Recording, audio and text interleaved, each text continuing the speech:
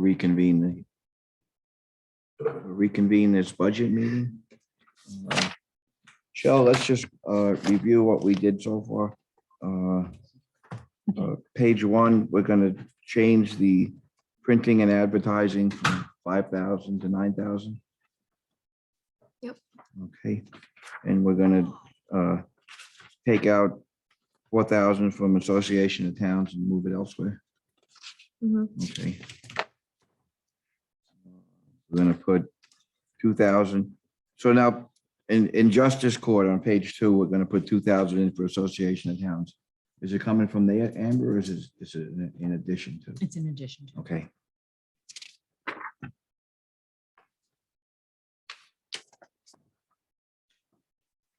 Same with on page 3, Town Clerk. That'll be in addition to Association of Towns. I just haven't noticed. No, we left that blank. Okay, Mhm. okay. Yeah. I just had a question mark. I didn't have a number.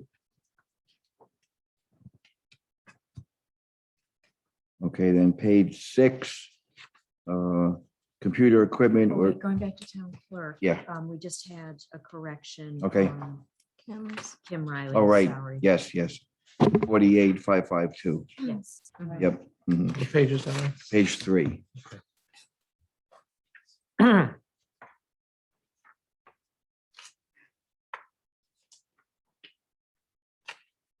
What should, And page 6 was the next. change. 48,552. got it. Yeah, I Page wrote that. Page down. That was 6. figured wrong. 6, yes, 6, we're gonna go computer equipment back from 26,000 to 27,000.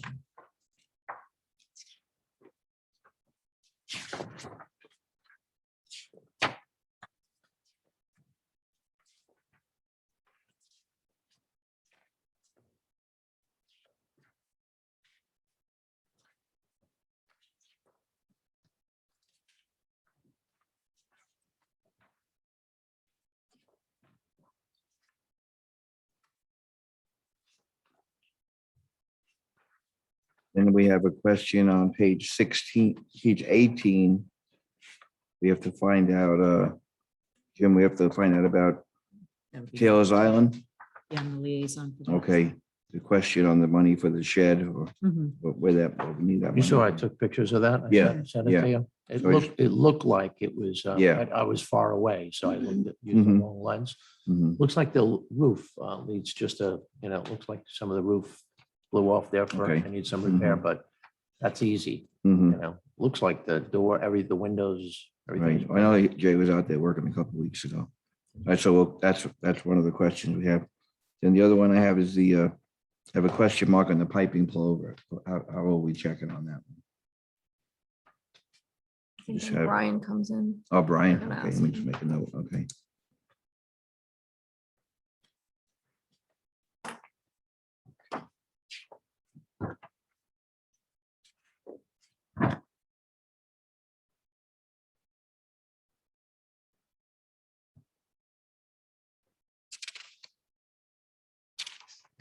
And Dot, if we can, on page 20, revenues, if we can just get an update on our rent collection next door. If anybody's behind or anything, Oh, okay. send that a I'll notice. check that. Okay,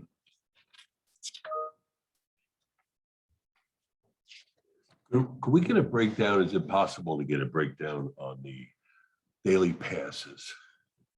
The beaches versus the town landings? Is that possible? Yeah. I don't know whether you can get that from, well, we have it in 2 categories, right? Like, Yeah. everything except Crescent Beach, is it, or?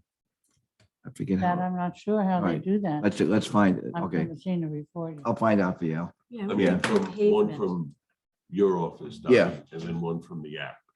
Would, So, if we can get a printout from the app. Yeah, I mean, it's just good information to have. Getting back to page 18, I would love to, we got $12,000 in there for that shed. If we can fix it, I mean, a little bit of roofing material and a couple other things, if we can finish that up with this year's money from Brian, Mhm, we should ask him about that. mhm. There's $12,000 to pick up right there. Well, I know that when we went out there, the reason we went out there was someone had stolen the chandelier Mhm. originally. And they bought a new one. I think some of the members bought it on their own. and trying to figure out how to hang it. Mhm. And the thing weighs a ton, and just to hang it on the structure itself isn't gonna work. So I think Joe is gonna try to do some engineering to figure out, what kind of truss they have to do or how they can do it so that it looks proper but is safe.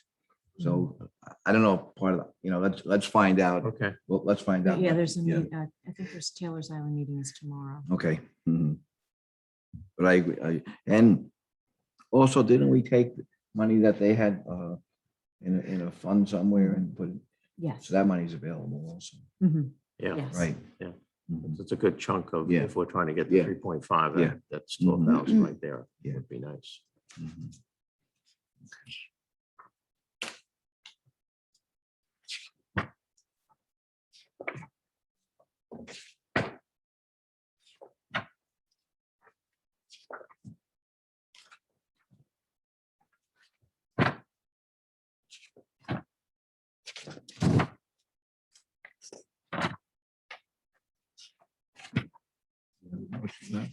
I'm not for the A fund. Okay, so if I go to B, zoning board of appeals, page 31. I have zoning board and planning board notes, both of them association of towns. Mhm. So again, this is, we're adding money. Or we're taking off? We're adding money. Okay, So it's, increasing 1,600 under planning board training. Yeah, I got that. But the ZBA already had it in there, Mhm. the 2,000 under Mhm. training there. Right. yeah, we upped that from 1,000 to 2,000, right? Mhm. Okay.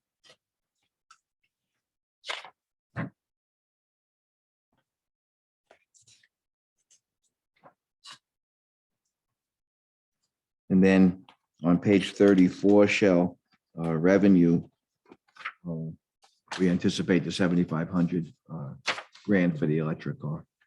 Yep. Okay, That's all the changes that we had. So I had us adding $3,534 to the A fund Mhm. and taking and reducing a net decrease because of the increase in Yeah. revenues, and Mhm. increase in expenses, 5,900. Okay. So we're still sitting at 4% on the Okay. calculations. Mhm. Yeah. Okay. Just want to make sure Shelby had the same. Yeah, I have the same.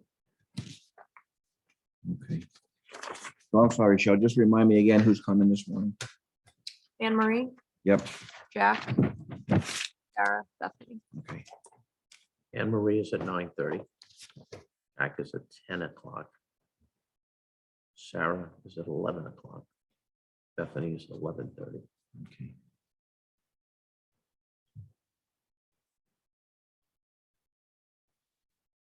And then tomorrow we have highway at 9, police at 11. What about the assessors? Do we have them coming I in at thought that all? was in the work session.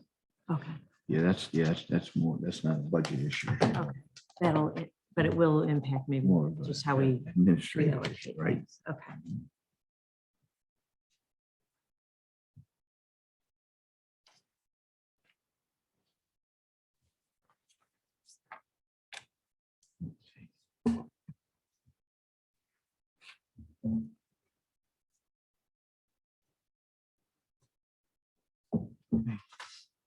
Twiddle our thumbs for 5 minutes.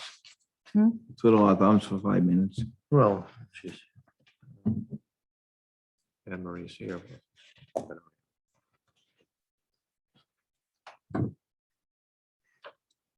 What page is Anne Marie? Or the beginning. Page, that's not more. 2 Yeah, and 8. page 4, 2, right. Mhm.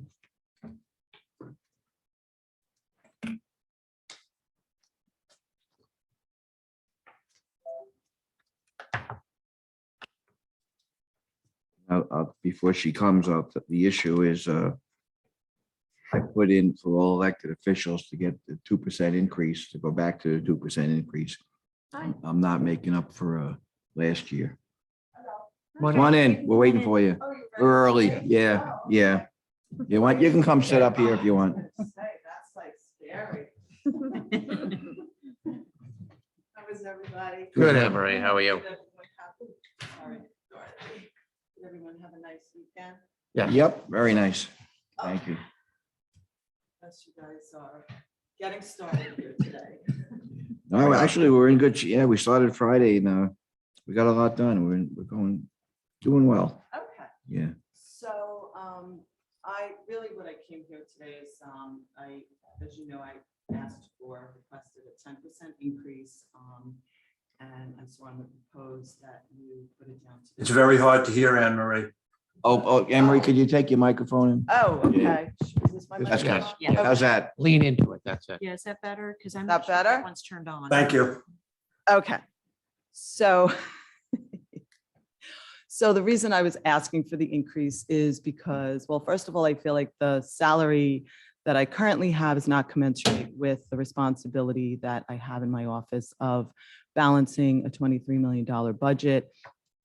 As I know, you're all aware that we have had an explosion in population, which translates to a workload increase. I'm sure you're seeing it all across the board.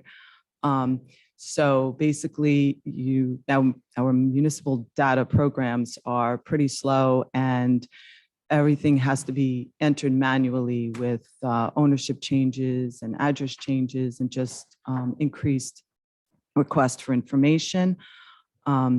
So I also wanted to mention that as a reminder, last year I received a 0 increase. I did notice that town employees across the board last year received somewhere between 2% and 7%. And again, this year it's, I think 2 to 18%, but I understand the higher numbers are based on the workload increase, which, is understandable. So I feel like today, what I'd like to do is just sort of compromise somewhere between what you're planning to give me, 2%, and the 10% that I requested.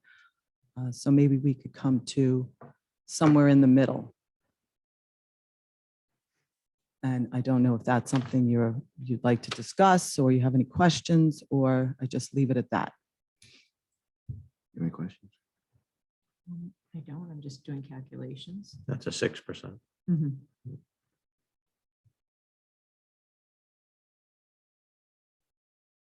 Anne Marie, what would be the what are the hours for the job? So that's where it gets tricky because so during the season, which is about to start in November through June, I work more than full time because I'm here more than 8 hours a day. And I also, in the off season, I'm still here. I also make myself available by cell phone. So as far as giving you the exact number of hours, that's really kind of tough. But I also wanted to mention that, I am a department head who basically needs no supervision, as you know. I mean, pretty much bring you the checks when you need the checks. And I supervise a clerk as well. Mhm. Do you have, is there anything you hand in to Barbara for for pension or? I do, yes. Yeah. So that we'd Yeah. have some kind of Right. Yep. For the hours. idea for hours Mhm. on that. Okay. Yes. And you'll see that it is cyclical. Oh, no, I know it's, I'm just trying to figure, average it out. I'm like a crazy Oh, yeah, person in absolutely. December and Mhm. April and May, and I get to sit back and relax a little in the off season. And what do you See what consider the Barbara has off-season, in Anne Marie? there. Excuse me. What do you consider the off-season? I would say July, August, September. Okay.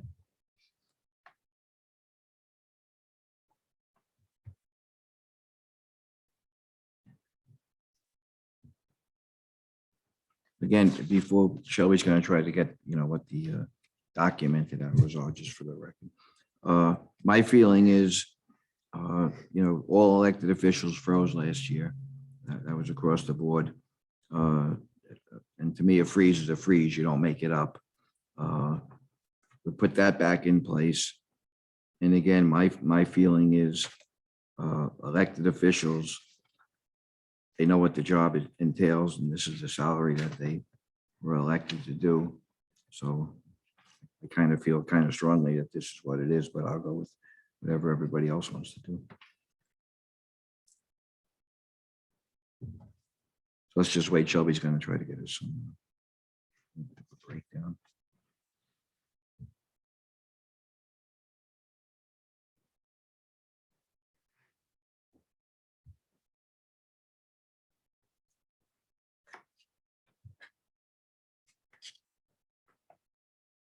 We'll say the office has come a long way from, like, remember when Norma used to have to fold each envelope and lick the stamp and stuff it in what's now the police station where we all worked in there together, and there was a line in the back to meet with Norma. It went by everybody else's office.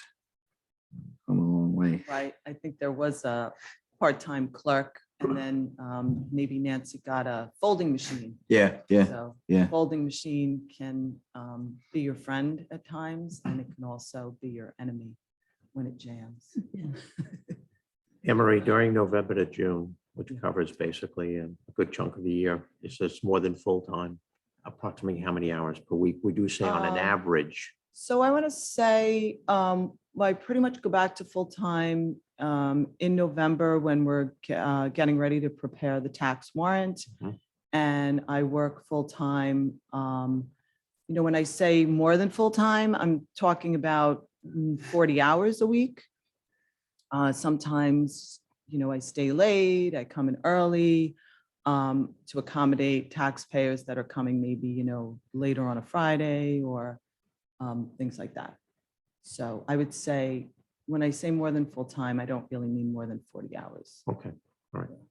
And then November through June, you would, So it fluctuates. I mean, I usually. mean, July through September, I'm sorry. Yeah, I mean, it's tough to say because it pretty much stays similar. It's just what I do is I try to see, what I need to be there for, what the workload is.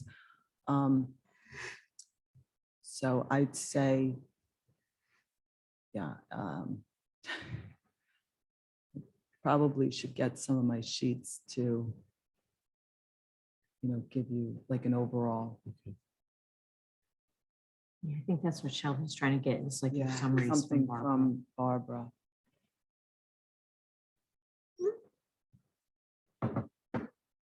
And it looks like maybe you're not, like you have in the budget for Coco to do some, Coco has a 2% increase because I saw that she does have a larger increase on the assessor side.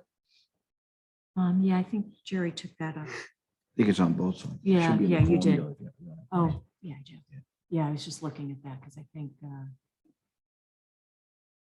you took that up so that the pay rate per hour would be the same across the board. Is there a fluctuation in her hours? Seasonally, like, Well, What it is for so you. pretty much the clerk helps with the mailing because I do mail out 3,000 tax bills and then another 1,000 to 3,000 total tax bills, which includes 1,000 for the banks. People that have an escrow, we mail them a copy of the tax bill. So this would be the month then. Yes, what is it? Find Yeah, so, something. so January, yeah. it's- Like what you submit to Barbara? Yeah, okay. Yes, all the hours. It's 2016. Oh, Nothing current, or maybe it's. in- Sorry, Anne Marie. I know I fill them out every year. yeah, it should be that's on 2016, I mean, it's 2014. pretty much, I look from year to year and it pretty much stays consistent. If you have a few years, you'll probably see that the overall hours for the year are pretty close.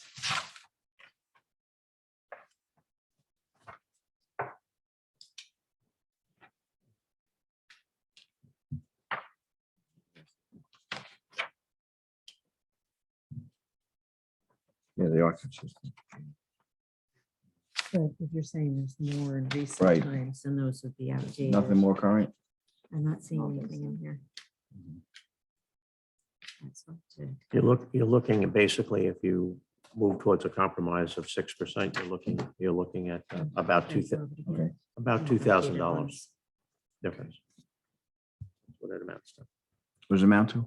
About 2,000. 2,000. You know, I'm just looking at the Well, the 50. good news is on the revenue side, I was able to collect extra penalty and interest this year. Oh, yeah, that was big. $7,940. Actually, a little less than, just under 2,000. Mhm. Just eyeballing. Any other questions for Anne Marie? We're gonna have to get You'll have to get. an updated thing from Barbara. I could bring mine in. Okay, that would be Bring good. mine over. Okay. Yeah. Okay. Thank you All very right, much. thank you. Thank you. Thanks, Anne Marie. Thanks, Anne Marie. Thank you. Good luck. Thanks.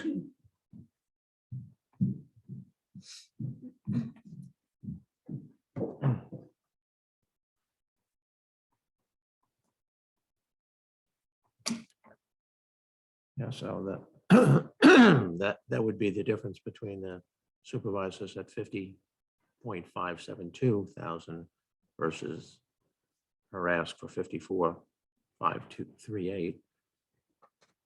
If you went 6%, it would be about $2,000 increase. It'd be about 52,500, somewhere around there. I would want to see, Yeah.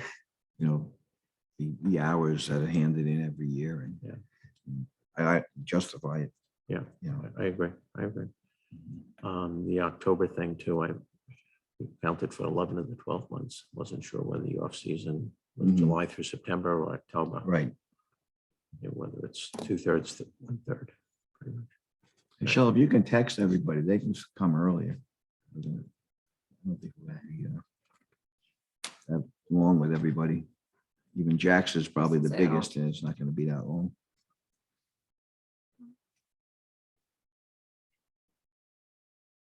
What time was, 10 o'clock. Everybody was allocated a half hour. We don't have that.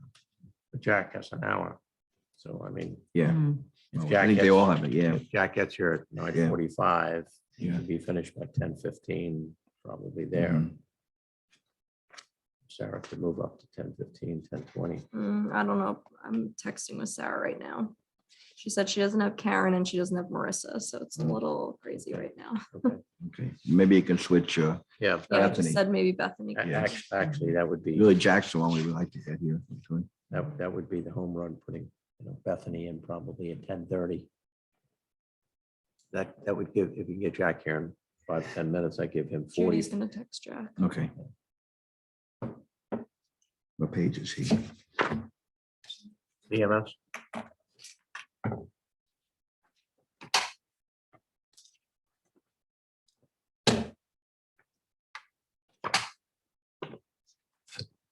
There he Yeah, is, just page 10. page 10.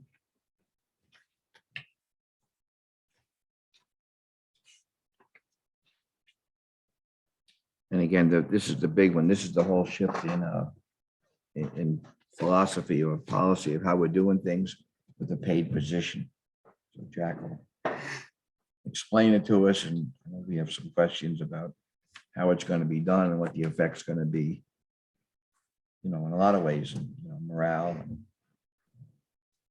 efficiency. I spoke with Jack. He can't get there till 10.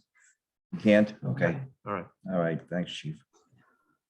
And just to clarify Anne Marie's comment about the 23 million, that's because she's collecting for the school and the Right. town Mhm, and the fire district. mhm.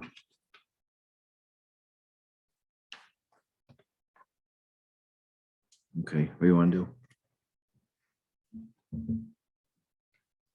Okay. Well, Not much at the Did we, moment. We need we to. went over capital. Yes. Oh, the only one that we didn't go over that we could is West Neck Water. Okay, Oh, yeah. Should I print that? Yeah, because I don't think that ended up in our books. what's the schedule for tomorrow, Madam Chair? tomorrow is 9 o'clock, police- Brian Sherman, okay, and 11 o'clock, Jim Reed. that's it. Really. Mhm. I'm just thinking time segment. That's what I'm saying, then we're For done. Brian. and Those are the maybe last Jim two. up a little bit. Yeah. That's all. Just- Yeah. Yeah, I think an hour each is going to be plenty, to be honest with you. Again, there's no big ask. I just asked them to come in because they're the biggest parts of the budget to go through it with To us. explain, but. Yeah. I mean, this with Jack and same with Sarah and Bethany, there's no, big ask. It's just, those are the four biggest departments really. And Jax is the one that we're really have to, it's a whole change in philosophy. So, that's why I asked him to come in. Albert, I'll be at the ready tomorrow as soon as Brian's done. So if Thank you, it's Jim. 10 o'clock, if it's at 10 o'clock, I'll be ready at 10 o'clock. Okay. So West Neck Water, Yeah, I'm gonna print that for can everyone. we share? Mhm. Yeah, just want to make sure that when I pull up these, nobody's got my system.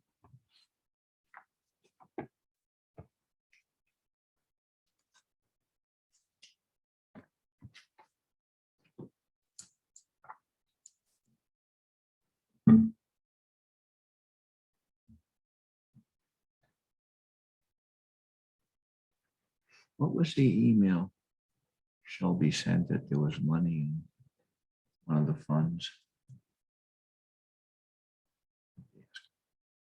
When did she send that? Friday. And she did the updates on all the fund balances.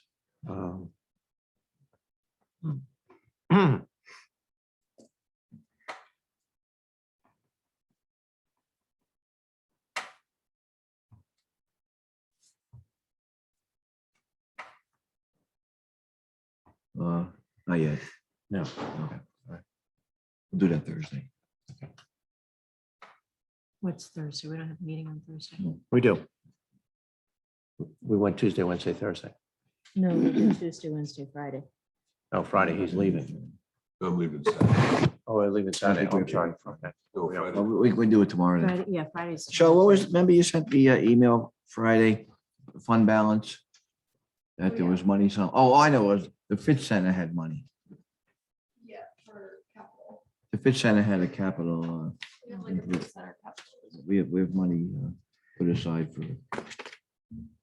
So have we been using that for, like Jim, I know they were ordering new equipment for this year. Yeah. Is that budgeted? Oh, yeah. Yeah. So, We only stay within that budget. so the capital fund is for, I know when we did it Fit initially, we were putting 5,000 a year away, but that was primarily for the tennis court, for maintenance of the tennis court. Right. And Chief, jump in if I'm wrong on this. And then, we accumulated X amount of dollars over the years, but then the state went to the school and said the building wasn't in compliance with some state codes. So there had to be some changes made. So the money that we had for capital improvements, mostly for the tennis court, was used for that.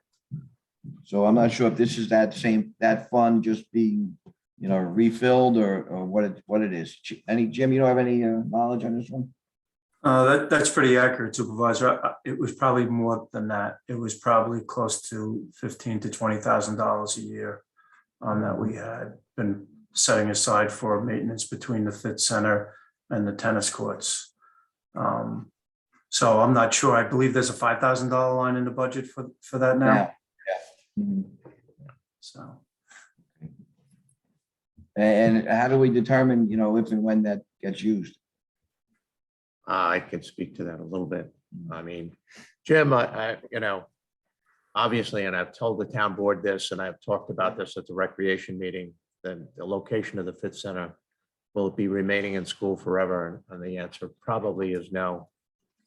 Somewhere along the line, that Fit Center is, whether it's a school insurance company that hits down on the school or the school itself. But, as far as I'm concerned, if we could, over the next couple of years, accrue some monies to look for alternate site in the future about a possible Fit Center someplace, on town property, preferably on town property, I think it's something we might want to look at. I'm not sure what that has to do with the $5,000. Well, it could be seed money used for engineering costs, to design something that meets the needs of what we would like to see happen in the decades to follow. But I think it's going to take follow-up at the school to see if they're putting that into a reserve fund for building needs. Just giving them $5,000 and not knowing where it's No, going to go. I agree with that, Jim. I Mhm. totally agree with that. So I'm not connecting the two, Jim. That's all I was saying. Well, I'm just saying that that's money that every little bit helps. in Right, terms if, of- yeah, if we have to do something down the If- road, if that's 2 where or it should 3 come from. Right, if 2 or 3 Right. years down the road, you need $20,000 for engineering fees to locate and design an appropriate building. As long as the money is protected somehow, I would want assurances of that. I agree with you. But I just think it's contractual, though, Jim. I thought there was a contract, and I think that money was supposed to be used for earmarked. I don't think you can choose to use it for something else. Yeah, well, I will have to look into it and I'll get together with Dr. Dolger and make sure we're on the same page. I'm not saying I'm not in agreement with you, Jim, but I just yeah, don't want to get Right, hung up and have that earmarked for something and then say that we can't use it for that. right. right. Mhm. And by the way, when we go that route, and we very, very, very preliminary discussions, we would get a subgroup of people to look at the needs of the town and what might be involved in a new fit center, possible locations, possible design. Again, we're not talking about state-of-the-art fit center with pools and racquetball courts and all that other kind of stuff, because those kinds of facilities, especially when you involve indoor swimming pools, the cost is prohibited. I mean, the cost and the insurance and everything else, lifeguards, it gets very, very expensive very, very quickly. I'm just talking about being able to provide a place that we have now in the existing place within a school building, in a public school building, to take some of the needs that we have there, maybe expand upon it a little bit in terms of putting recreational, some of the offices in there, a place that we can do physical therapy and things of that nature. Maybe a meeting room for exercise groups, so that we're not exercising outdoors, and duplicate pretty much what we have there between weight training and cardio and things of that nature. Mhm. Okay. All right, so I'll pursue that, show. Okay, Amber, you want to walk us through West Neck Water? Can Mhm. you share this? Yes, I can. And again, West Neck Water is a wash. It's, what's taken in fees from the users. All right, so what I've got here is, this doesn't impact the budget, so we don't have to finalize this. Later this month, we're going to get a presentation from Suffolk County Water Authority on what they think needs to be done with respect to upgrades for the system.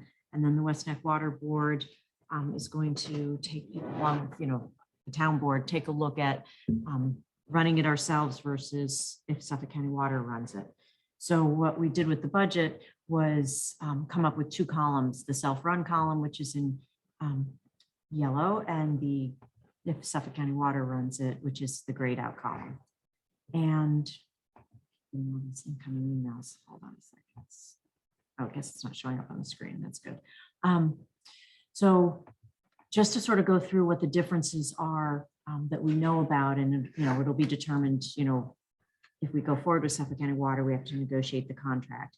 But we have a clerk for the committee that would stay in place whether or not Suffolk County Water is running it or not. Mhm. Equipment, we have historically 2,000 in the budget for equipment purchases.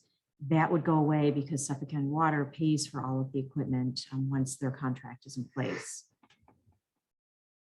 They, just to sort of do an overarching, we had this discussion at the last West Neck Water Board meeting.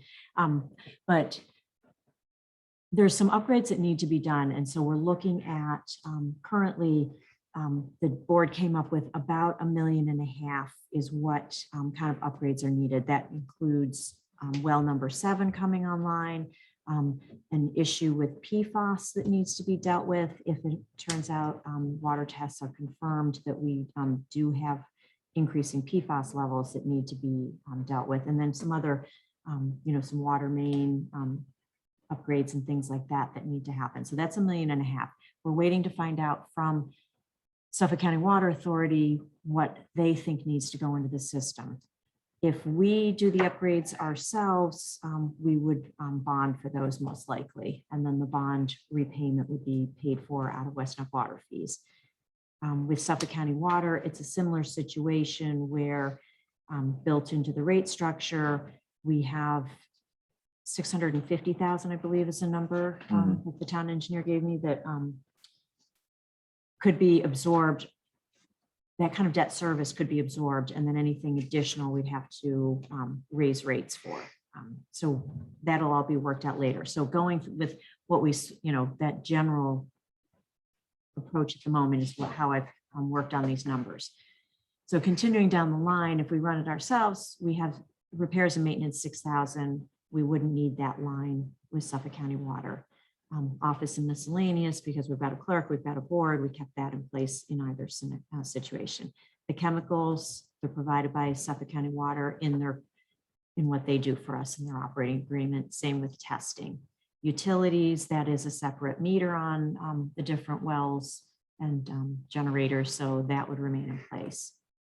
Contracts, that 60,000 in contracts is where, if we're running it for ourselves, what the cost would be to hire somebody who would be coming onto the island twice a day to check on everything, and then somebody covering on the weekends. So 60,000 was the rate. It most likely would be an employee, but for the purposes of this right now, I just put it in under contracts. So we would have to put in the benefits too. Yes, and that's what's incorporated into the 60. Oh, it is. That includes Okay. payroll taxes Okay. and Mhm. benefits if we, well, I don't think benefits, because I don't think it would be a full-time position, Okay. but there would be payroll taxes. And then for professional services, that line has Holzmacher, who is our current outside engineer, who, is a water specific engineer who would help us with not the projects themselves, because that would be built into the $1.5 million in upgrades to the system, but just the general engineering services that they provide annually. In the Suffolk County Water column, the 62,100 is, I backed into how much we're actually paying Suffolk County Water for them operating the system, because, and actually, at first I backed in and wondered if it was really a good number, but actually if we, right now, this 6-month period that we're working with Suffolk County Water, if we go with them, we won't have to pay that 30,000. They will wipe that out and we'll just move forward with the contract. If we choose to go back to operating it ourselves, it's $30,000 that we would have to pay them for the 6-month period. So when I backed into that 62,000, that sounds it sounds right. So we don't actually have to pay them. They will just retain that in what they get paid. But I just was trying to keep this apples to apples. So Emma, this 62,000 is really their water fees. It's not a contract that we're signing that we owe them $62,000. No, what they do is they run the system based upon their rates, and it would be an island rate. So it'd be similar to like Fire Island. Right. So if they were to run it, their rate is lower than what the current West Neck Water rates are. So the rate, if they brought the rates down to what they need, they, incorporated into that is the chemicals, the testing. So I just was trying to Yeah. keep it on the same. Can on I the ask same you page. Yeah, Couple I have questions. a couple of questions. chemicals? We appropriated 6,500 and we spent for the first 8 months, we spent $524, a little over. Why are we still carrying the 6,500? In case Suffolk County Water doesn't take over. No, I think I know what We've you're only meaning. spent $520, I was, yeah, I'm took, $24 for the first 8 months of the year. Shelby, do you have the September figure handy? And then the It is a- testing, we've spent It's a good question. little under 5,000 for the year. But we have 7,000 remaining in appropriated funds. Those two lines, that's all this. I think that there's some, I think there's some outstanding testing bills, is my understanding on that one. And then the chemicals, it's not spent on a prorated basis month to month. I think we purchase chemicals in bulk and then use, deplete them as we go along. But are you able to find the numbers, Shelby? Yeah, through the end of September. Chemicals, the end of September was 3,220. Oh, okay. And tests, what was the other one? Was it testing? That was still the 4,915. All right, so those are good pickups, Albert, but, you know, and And then, when did Suffolk That County get? might be because of July. that, yeah. Yeah, it's Okay. possible, yes, that we haven't had any more testing fees because they're doing the Mhm. testing. Right. So, so I have a couple of comments. Now, let me just keep going for a minute All right. because there's more below here. Social Security would be the clerk, Social Security. Mhm, okay. And then I calculated the debt service on $1.5 million if we do the well and all of the, the presentation that was made to us in the Okay. town board work session. So our debt service, and I talked to Munistat and got numbers from them, and this was over 20 years. I think there was a 20-year option and a 30-year option, but in looking at the two, the differential, the interest rate was so much lower if we finance over 20 years and if we do it over 30 years, that it wasn't that much more to pay it off over 20 years as opposed to 30 years. So I put in the 20-year number. I think that's a good call anyhow.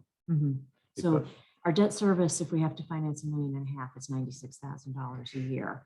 I took the same $1.5 million, took out the $650,000 that Suffolk County Water says is already, we could finance within our existing rate structure. So that the additional monies would cost us $48,000. I didn't have a breakdown between principal and interest. I Mhm. just threw it in principal. Total. Mhm. So it shows, total expenditures, 194,000, almost 195,000 if we run the system ourselves versus 116,000 if Suffolk County Water comes in. It's a difference of $78,912.50. So it's almost just under $79,000 difference between the two figures. And this isn't, set in stone. We do have to get a firm, breakdown of what Suffolk County Water thinks needs to be done to the system. Their costs may be higher than $1.5 million. And that will be something that will need to be negotiated. They have certain standards and ways that they like to have things done, like they want to have remote meters put in everywhere. That's not a cost that we have factored in, I believe, in the Mhm. $1.5 million. So They want to put a 4-inch main in everywhere. right, as so opposed to inch and yeah, a quarter. so there's a lot. So these numbers are just rough at the moment. It'll be interesting to see. So metered water sales, like the access fee, I showed like that would remain the same, and what our metered water sales would need to be in order to cover, break even at the system. Mhm. So, what is it, 167 minus 88, whatever that differential is. But this is just for discussion purposes. I figured I'd bring it up. This is, it's all self-contained. It's going to be up to the West Neck Water Board and ourselves to determine, how to proceed. But since it is part of the budget, I thought this was a good opportunity to get it out there. I'm a what little we're looking at. confused. Why wouldn't you keep metered water sales the same for both of them if they're going to use the same rate? Because the Suffolk County Water Run, we'd still have to raise a rate. I mean, they say at our existing rate, we could cover 650,000 worth of Mhm, debt service, mhm. but I said. Oh, I see what you're So saying. it's $1.5 Oh, okay, I'm million sorry. I Yeah, was this is, presuming. yeah, yeah. Yeah, so I mean, the Okay. rates look like they're gonna go up in any event. Oh, I see. And so that's something like I we gotcha. really are gonna have to sharpen our Right, right, pencils right. and figure out Okay. exactly how to do this Yep. because Mhm. even going, Suffolk County Water Run, I'm showing that we're gonna be Right. increasing Okay, the rates. Yep. So Suffolk County Water is going to, in their presentation, they're going to give a hard number for what they feel the system needs Yes. as an upgrade. yes, Yes. Mhm. An itemized. yes. Mhm. And list they're of gonna, what and they they're gonna think. itemize, they're gonna go over everything. Yes, Albert, itemize everything for us. And then they're gonna tell us how the customer's gonna pay for it, over time. Mhm. Yeah. Yeah. And that presentation, I believe, is going to be at the next West Neck Water meeting, which is October 22nd at 3 p.m. Which is the same day as our town board work session. So hopefully we can get through it all in an hour and a half.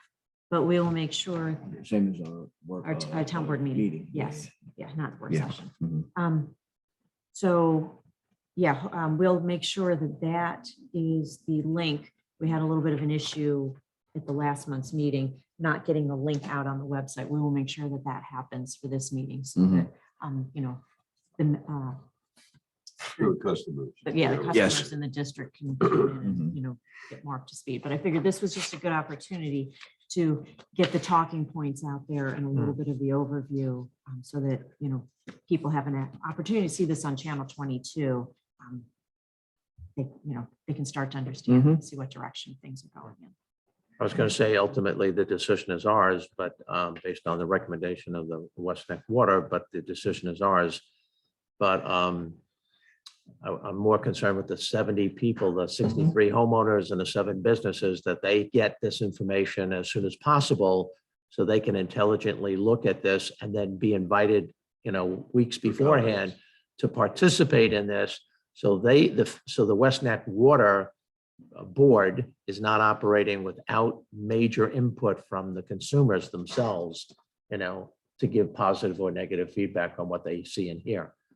We also discussed at the last West Neck Water Board meeting that if there is going to be a plan B, they have to be ready to present that. We can't wait till Right. the contract runs up and then say, what are we going to do? Correct. So they have to have, you know, an alternative proposal in place. Okay. Thanks, Amber. Mhm. Okay. Jack, we're ready for you. Come on up.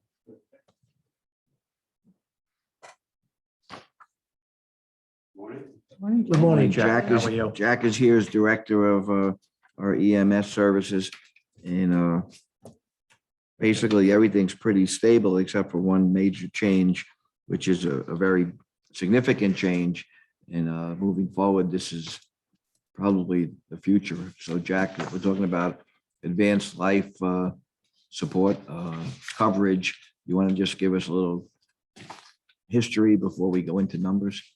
So you understand there's 2 levels of service. There's a basic life support and there's an advanced life support. And the advanced life support is what we currently provide to the community, which is the level that we're looking to continue. With that, there's a couple variables that have come into this formula. One is, as most of you are aware, I've been predicting that at some point we would be at this discussion probably for the last 5 or 7 years. And we're here. We're not unique. This is happening on the North Fork, the South Fork. We're probably one of the last to have to augment the volunteer system. But we're at a level or a time where we have to consider that now. We've discussed many different options as a group. We've tried to pull some other agencies in, but I think moving forward, we've lost our last advanced life support provider to retirement. And now we're at a point where we have to look at what's in the best interest of providing care to the community. So with the different options that we've explored, my recommendation is that we go into a per diem paid augmented provider to assist our volunteers to continue. My recommendation is for 12 hours a day to start and see how that looks. I'm not looking to dive in 24/7 right now. I'd like to feel that out. We have a couple other things that we're working on. One area that's been a bit difficult is the Suffolk County. So what happens in New York State are people are certified by the state, they're credentialed by the county, Suffolk County, and the agency authorizes them to provide care. What's happened is Suffolk County has removed the middle layer of certification. So they either want basic EMTs or paramedics. Paramedic requires a year of training. Most people that go and get that certification do it occupationally. They don't continue in a volunteer status. So it's just not available. One thing that I'm looking at trying to do over the next several months is get the county to recognize the uniqueness here, the lack of backup support, and allow us to recontinue going back into the level of certification that we're losing. All right, and that's system-wide. It's not just us. It's my understanding that 2 other agencies in the county, Fisher's Island and one of the barrier beaches, have been given permission to do this. And we're aggressively looking to do that. So that's why I only want to start with 12 hours of coverage. What would that do for us, Jack? Well, that would allow us, our basic EMTs would be able to take a intermediate class, not the full paramedic class, and we would be able to go on providing the advanced life support that we do currently, that we're losing from attrition and from the county removing that layer of training. So we're looking at getting a special exemption, but that's something that's going to be a work in time, and I've discussed that with you. We might have to get some support at the state or county levels to try to make that work. So the $125,000, what I anticipate is 12 hours a day coverage. The current rate as of last week is about $28 an hour for the per diem workers. That would be for a paramedic, the highest level of care. So it's not by any means, a step down. It's probably a step up slightly. That's about $336 a day. And if we did that 365 days a year, that's with 122, just shy of 125 comes in. So that's what I propose that we do as a stepping stone. I guess the big question comes in, why 12 hours? I've done a lot of analytics of our call volume, and typically the profile is somewhere around 8 a.m. to 8 p.m. is our highest call volume by time of day. And that's been consistent for the last 5 years. So I think we, there's a concept for the timing. It's not just saving money. That is our highest probability of calls by time. And I think we reevaluate it as the year goes. And, I would expect that at the minimum, we would have to continue that in the future. And I don't know if we would have to expand it or not. I think we need to try it. Just a question. Obviously, losing Phil is a huge loss. At the height of the EMS service here on Shelter Island, how many types of people had the advanced life support that Phil had at one time? Did you ever have 2 or 3 people with Oh, that? we've had 4, 5, 6. You've had 4 or 5 or Sure. 6 people with those certifications. Yes, And now you're down to basically, with his retirement, 0. correct. But that level of certification does not exist for anyone to take in the future as we speak. They Okay. have eliminated that position. So one would have to take a full paramedic curriculum, which is just not consistent with being a volunteer.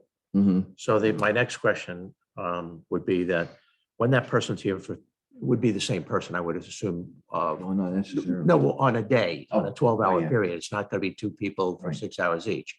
Probably be the same person for a 12-hour day. My thought is that one person coming here from the West End would want to put in the hours. So Okay. I'm assuming it will be one person for a 12-hour tour. Okay, so definitely it's somebody who's coming in from off island at considerable distance. It could be as close as Matituck, or Okay. it could be as far away as, somebody that, as long as they have the credentials for Suffolk County, they would be able to operate. There's a pool of Stony Brook paramedics that do this on the side. So there are a significant amount of people that do this daily. So Jack, when the person is here, just so the people out there, everybody understands, that person is here, they're here from 8 a.m. to 8 p.m. They're on call to handle these kinds of things that involve somebody of, that kind of sophistication of life support. Are they also involved? Am I hearing you correct that they're involved in training and bringing some of our other personnel up to speed in terms of certifications in certain things, or are they strictly here to just serve? Are they? So they would not be here in a training capacity. Okay, all right, And okay. the second part of that is the timing of the work probably wouldn't be consistent with the volunteers. Most volunteers have time at night Okay, to train. Right. And I don't know that window allows for that. And then we would have to seek out somebody that has training or educational credentials on top of provider. We're looking for a provider for the community Okay, and ambulance calls. all right. So there's a difference between being a provider and being a teacher and instructor, actually. Absolutely. Okay. Jack, in the past, you've had volunteers who've gone on for extra training, and then they went and took paid positions elsewhere.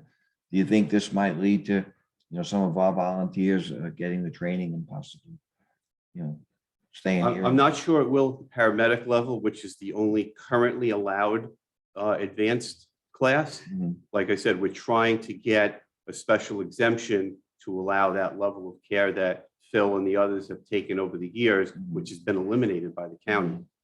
And I think that we have the same qualifiers that Fisher's Island and some of the Barrier Beach areas that have claimed, logistics, lack of backup. We have that same issue. I don't know how we differ Mhm. other than a little bit more distance on transport than Fisher's Island. Right. We're unique. We're kind of independent. We don't have the luxury. And you have to also look at our backup typically is our nearest neighbors, which would be Greenport Fire Department or Sag Harbor Ambulance. Those agencies are taxed themselves. They're struggling to provide in their own community, let alone pick up our balance. Right. So I don't think that's a fair even concept. I know Matatuck Fire Department is hiring basic EMTs because they can't cover the district with volunteers. Mhm. So I'm not sure that there are any other options. So Jack, this is 7 days a week, 365 a year, right? Yes. Okay. How Right. hard do you think it's gonna be to find people?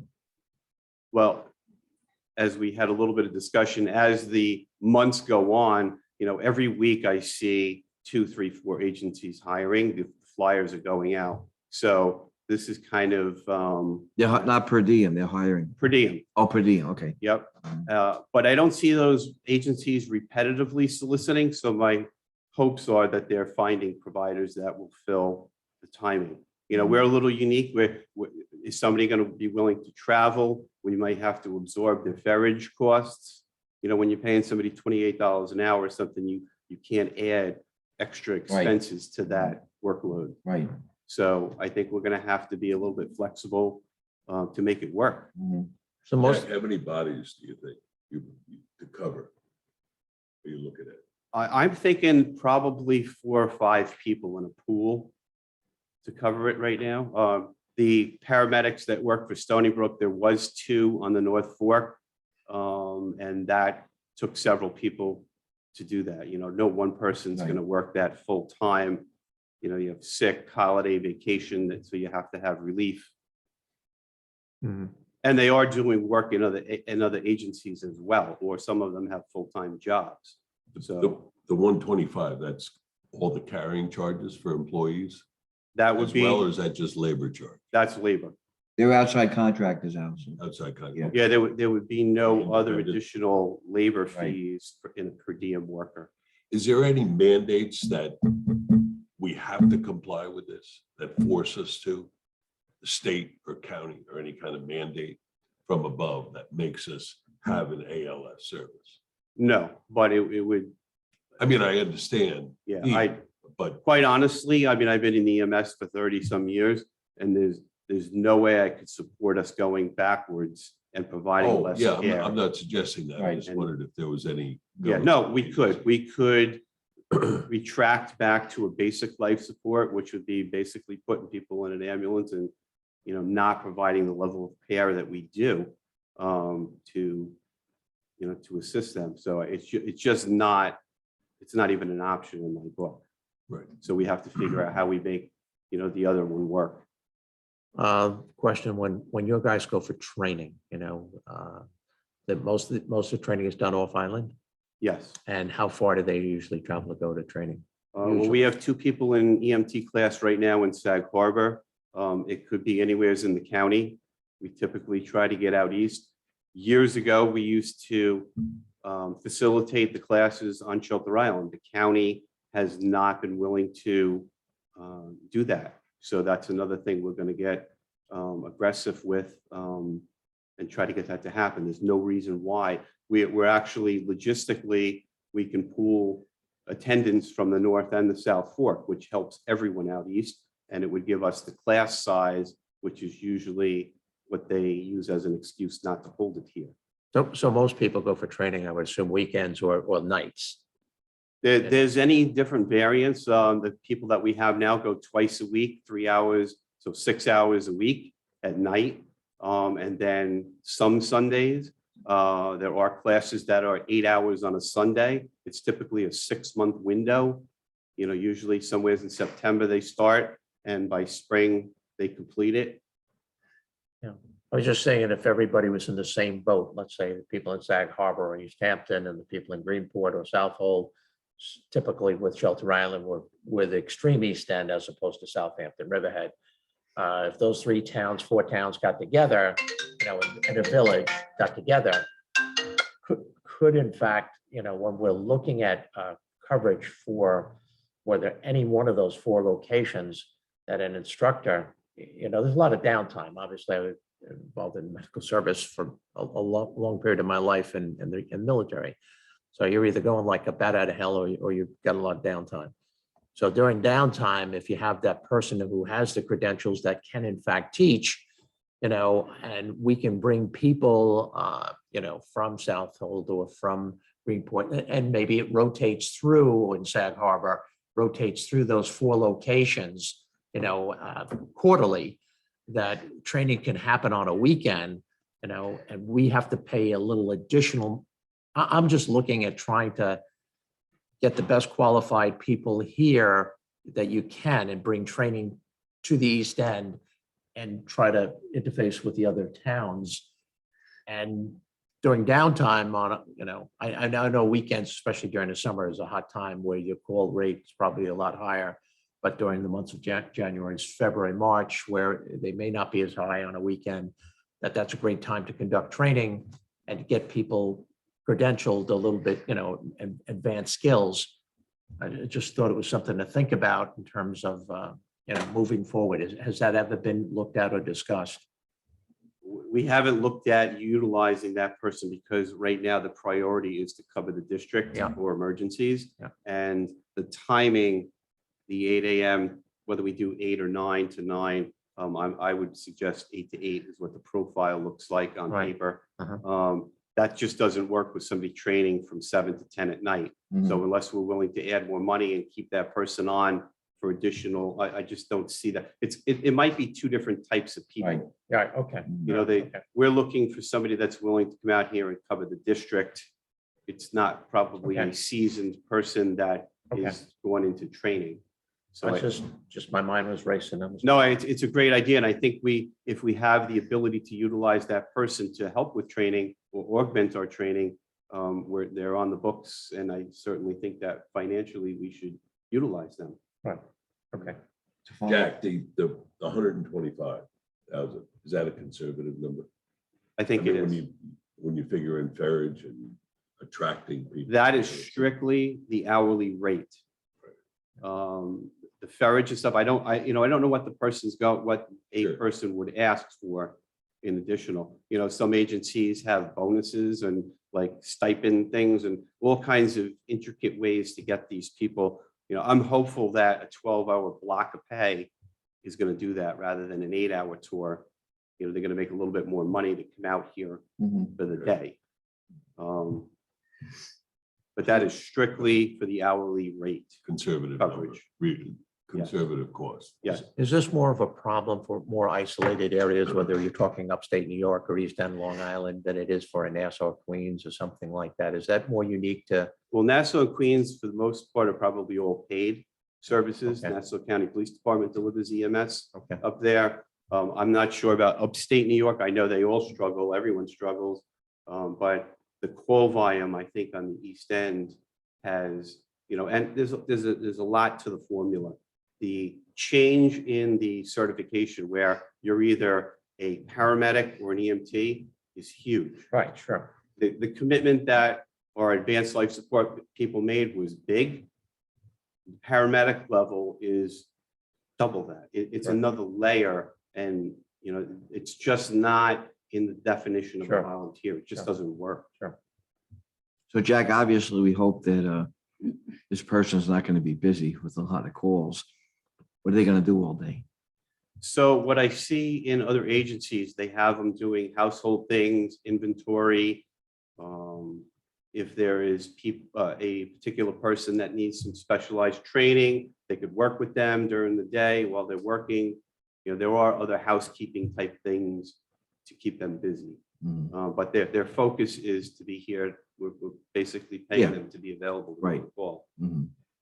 And then the other question I had, human nature is, we have volunteers and they're gonna say, geez, how come this guy's getting paid?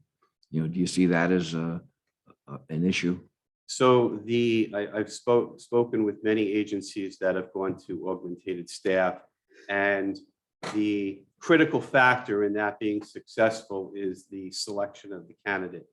We're really just not looking to hire anybody that's willing to come here. We need a unique person that knows the dynamics of working with volunteers, Mhm. and that can make or break it. Right. You know, we don't want our volunteers saying, he's paid, let him figure it out. I'm not getting up. Yeah. Because that's not what we're trying to accomplish. We're trying to get them a trained professional to assist them and augment the volunteer system. Mhm. So the selection process will be critical to making that work. So Jack, how would it work on a call? You have it like a chain of command, like obviously you're in charge, but then you have different levels. Where would the new? So it's no different than we operate now. A paramedic, or if we hire an AEMT, an advanced emergency medical technician, medically, they are in charge of medical decisions. Operationally, we have an agency chief, Okay. Mhm. and that person makes operational decisions. Mhm. But, if a doctor showed up, if Dr. Frank showed up, he would medically be in charge of the patient. So that's irregardless of operations. Right. There's two components to Okay. that. So the dynamics of, we need somebody that's going to work with the volunteer and be part of our team and not be an independent and, doing their own thing. We really need somebody to work with us. And there are those people, and it works very, very well. It's just in picking the right people. Mhm. One thing I might suggest is that since this seems to be characteristic of the east end of Long Island here as compared to, as you said, Western Suffolk or Nassau or Queens or something of that nature, where we rely so heavily on volunteers, is that maybe we want to bring it back to the East End supervisors for a real serious discussion and bringing your people, like you would bring Jack, and everybody would bring their own EMS, coordinators, that you might want to look at, funding sources and possible funding sources to augment volunteerism. It might be something you want to attack at a higher level, where you get a guy like Thiel or just be Laval and those kind of people, Bridget, involved in that, to be able to look at these, because I thought all the questions that you all brought up were very, very good questions. Particularly concerned about the question that was brought up about, why is he getting paid? Now I'm not, and that kind of thing. The only other thing I was going to ask you was, and I should know this answer probably, is do we do anything in terms of, since we just had Anne Marie in here, for our volunteers for our EMS in terms of tax structure or something like that within town? We have the retirement. So we have two programs related to tax. One is if you're a landowner, in 5 years, you get a tax credit or tax reduction being a volunteer, whether it's fireman or EMS. Okay. So that's one thing. And the second thing is we do have the LoSAP, the Longevity Awards Program, Right. that Yes. after 5 years of being an active member, you do get a contributing, basically to pension. Yeah. That your years of service, every year of service, they put a portion of a pension together, and in 20 years, you do get a pension plan. So my next question, Jack, as a follow-up to that, would be a question we would all ask, I think, is, does that make a difference? In your opinion, you're a guy that has tremendous experience, you work with these people. Is this a factor that factors into people wanting to stay with it? So my experience with the LoSAP, the retirement program that we offer with the state, is that the senior people in the organization, it seems to probably help them stay in and be active. I'm not sure that it recruits the younger person. I've had many, many conversations with young people about getting in at 18, 19. In 20 years, you have a pension, and that doesn't process. They just a young don't get it. person. Right. Yeah, You know, Yeah. when I explained that, it could be $7,000, $8,000 a month or something, whatever the numbers are. it's not so much that they do it for that reason. I think it's the right thing for the public to do for, Right. for them. They won't realize it till later on. Exactly, like you said. That's what I always say. You're not going to Yeah. appreciate this until Yeah. later, but it is something Yeah. that, but I'm not sure that that is going to change anything. We already have that program. Yeah. And I don't know that we could uniquely say, if you were an advanced person, you could get more. I think it's an all or nothing. Right, Everybody's treated the same Yeah. in the program. volunteers are So I don't volunteer. know that that's the tool or the mechanism to assist with this. Jack, when you started, you were saying, you're petitioning to get us similar to Fisher's Island and some of the that to go back to Jim's thought, that, if we get together with the East End supervisors and mayors, who should we be pressuring to help? Yeah, so them? I'd like to reserve that and just, we can have those discussions. I think we definitely need, I have a lot of ideas. They're all going to take time and some push, but similar to the paramedic that rides in the North Fork, they have one that's paid for by University Hospital at Stony Brook, and he assists the Orient to Natatuck fire districts. I'm not saying that that's university's issue to do that here, but maybe that concept, we could share services with other districts, have somebody in a vehicle that they could respond to here, Sag Harbor, wherever they're needed, and we all chip into that. But I think in the short haul, we have to worry about providing this level of care. And I think through the course of next year, we look at different options. Right, That's not an option for Right. now. right. And I think we have to have something in place for January. Yeah, I think it's a great idea though, moving forward. Well, I think it's reality. I East think, End it is reality. And with an aging community, and especially as we advertise here on Shelter Island as one of the more senior communities in the entire state, obviously these kinds of services are extremely important for communities like Shelter Island. And I think, again, just to emphasize, how important it is, Jim started the discussion today with, how can we look to, take out some money to lower our percentage increase? Well, we could take this out and drop 1% on the taxpayers increase, but that's, not going to happen. Yeah. This is obviously something that is a I think necessity. a little bit of the support for like I said, personally, I don't know that it's not an option for me. I couldn't be involved in downgrading Right. what I know is Yeah. not in the best Right. interest Yeah. of public safety here. Mhm. And the other thing is that when you look at what EMS costs on Shelter Island, it costs us nothing. Yeah, We are so fortunate that the foundation Right. is very, very supported by this Right. community, Yeah. and it redirects that money back into the agency. They're currently buying the next ambulance, which is Right. being built. You're talking $380,000, $350,000. That's not at taxpayers' Right. expense, Right. nor was the last two. right. Right. So we've been doing pretty well with Ah. budgetary. Yeah, Huge. Yeah. Yeah, so I think this is just a necessary thing. We knew it was coming. We've been saying it for years, and we're here. yeah. And And I think as Albert said, and probably didn't emphasize it enough, that this is very conservative. This Well, yeah, number. that's what I was gonna Yeah. say is, I was just looking online to see because we're gonna be looking to get a paramedics or. Well, you're only talking a couple dollars between the two, so I would look to get the highest level. Mhm. Yeah, But I think what I'm looking at, like Glassdoor is like $29 an hour, which then puts us up over 125. And is there a pool to pull from, or have you not gone that far? down the I road? can't start reaching out until I know that you're going to authorize, that you're going to approve this, so. Mhm. Jack, I would say I feel like we're we, low then. as a town board, we approved the concept. And I would say, let's put the right amount in now, I'd say, Yeah, I would bump it up you to know. 130,000 then. Yeah, it's a catch for me too, Especially if because we're gonna until take- you start interviewing people Yeah. seriously, They might say, well, if it was $1 more than what I make over here, if they gave me 30, I would go. I don't know what that answer is going to be. I said this number is conservative. It's what I see is happening in other districts. I'm not sure, we have the issue of people coming here, and if we Yeah. absorb the ferrage, so it's not a financial thing, it's still time, it adds to their Yeah. travel, Sure. and they're gonna say, I'm not gonna do that when I can make that money 20 minutes from home. Right. So I think Amber's correct but I don't know what that number is. I tried to give you a number that I know is.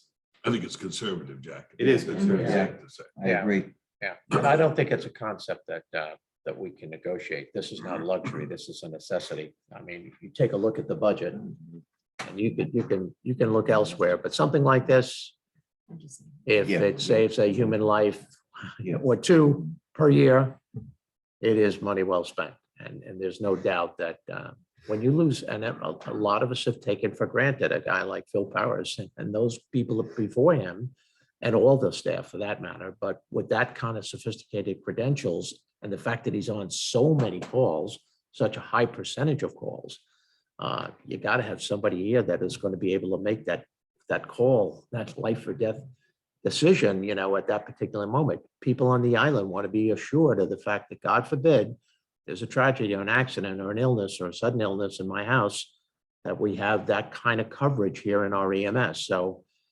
we can talk about in a $10.6 million budget where we're going to cut. This can't be one of them. But I do think it, and you phrased it in your opening statement about, we knew we were going to be here, that the handwriting was on the wall. It's there. So now what I'm encouraging is that the entire East End get together and brainstorm on how we can ease the financial burden of this and how we can still get this kind of coverage on the East End. And I think if collectively we put all our heads together and the supervisors and the people in charge of the EMS get together, I think it could produce some good discussions, especially with the right political leaders that are looking to get elected. This is something that's important. Jack, worst case scenario, I mean, we have money in contingency. If we saw that it wasn't going to be enough, we can up it. Yeah. But if you can just go, I mean, if Amber's talking $1 or $2, what's that in 365? well, that's what I'm saying. If you, Maybe $5,000 of variance in Mhm. possibly. Yeah, so I was gonna we're- say, take it up to 130. Yeah, so we're not. or plus the ferriage, maybe we Oh, really yeah. should just reevaluate, before we adopt the budget. Let's just, fine tune it a little. Then if that 125, I would say take it to 132 or 133 and let's work from there. Mhm. Let's build the $7,000 or $8,000 in there Mhm. and let's cut someplace else. Is that okay with everybody? Yeah, I don't have a problem. Mhm. Yeah, but I think it's smart. I think it's prudent. So Yeah, that I did it too. has to be done. It's so. the reality, Okay, so you want to go 132, 133, 32. 132 it is. Jerry, do you mind if I just ask Jack a couple questions on that interrelationship? Yep. Jack, is it civil service titled position? It could be, yeah. We're looking at a per diem worker, which is how every other agency is handling it. So civil service is not part of that. Right, so it'd be like hiring an expert in the field and you're not bound by civil service. The way of. So like an account attorney or something like that, or I'm sorry, say that again. I didn't hear you. I'm just trying to equate it to civil service just to see what we're bound to. So we can go out for consultants. So the town can hire a consultant. So therefore, we're not bound by civil service rules. Is that what you're saying? That's my understanding, that every other district utilizes that concept, yes. I think it would be like hiring an outside contractor. It is basically an independent contractor that provides, it's like nursing in an ER Right, or anything, they're per diem work and they're hourly right, paid, but they're independent contractors. right.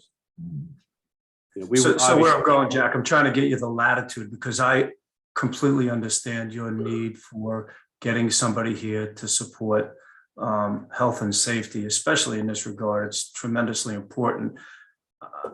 Budget wise, I would hate to see you saddled with a number that would limit us from hiring the right person. But with that said, is the board the hiring authority? So they would then have the latitude to extend that money in the budget.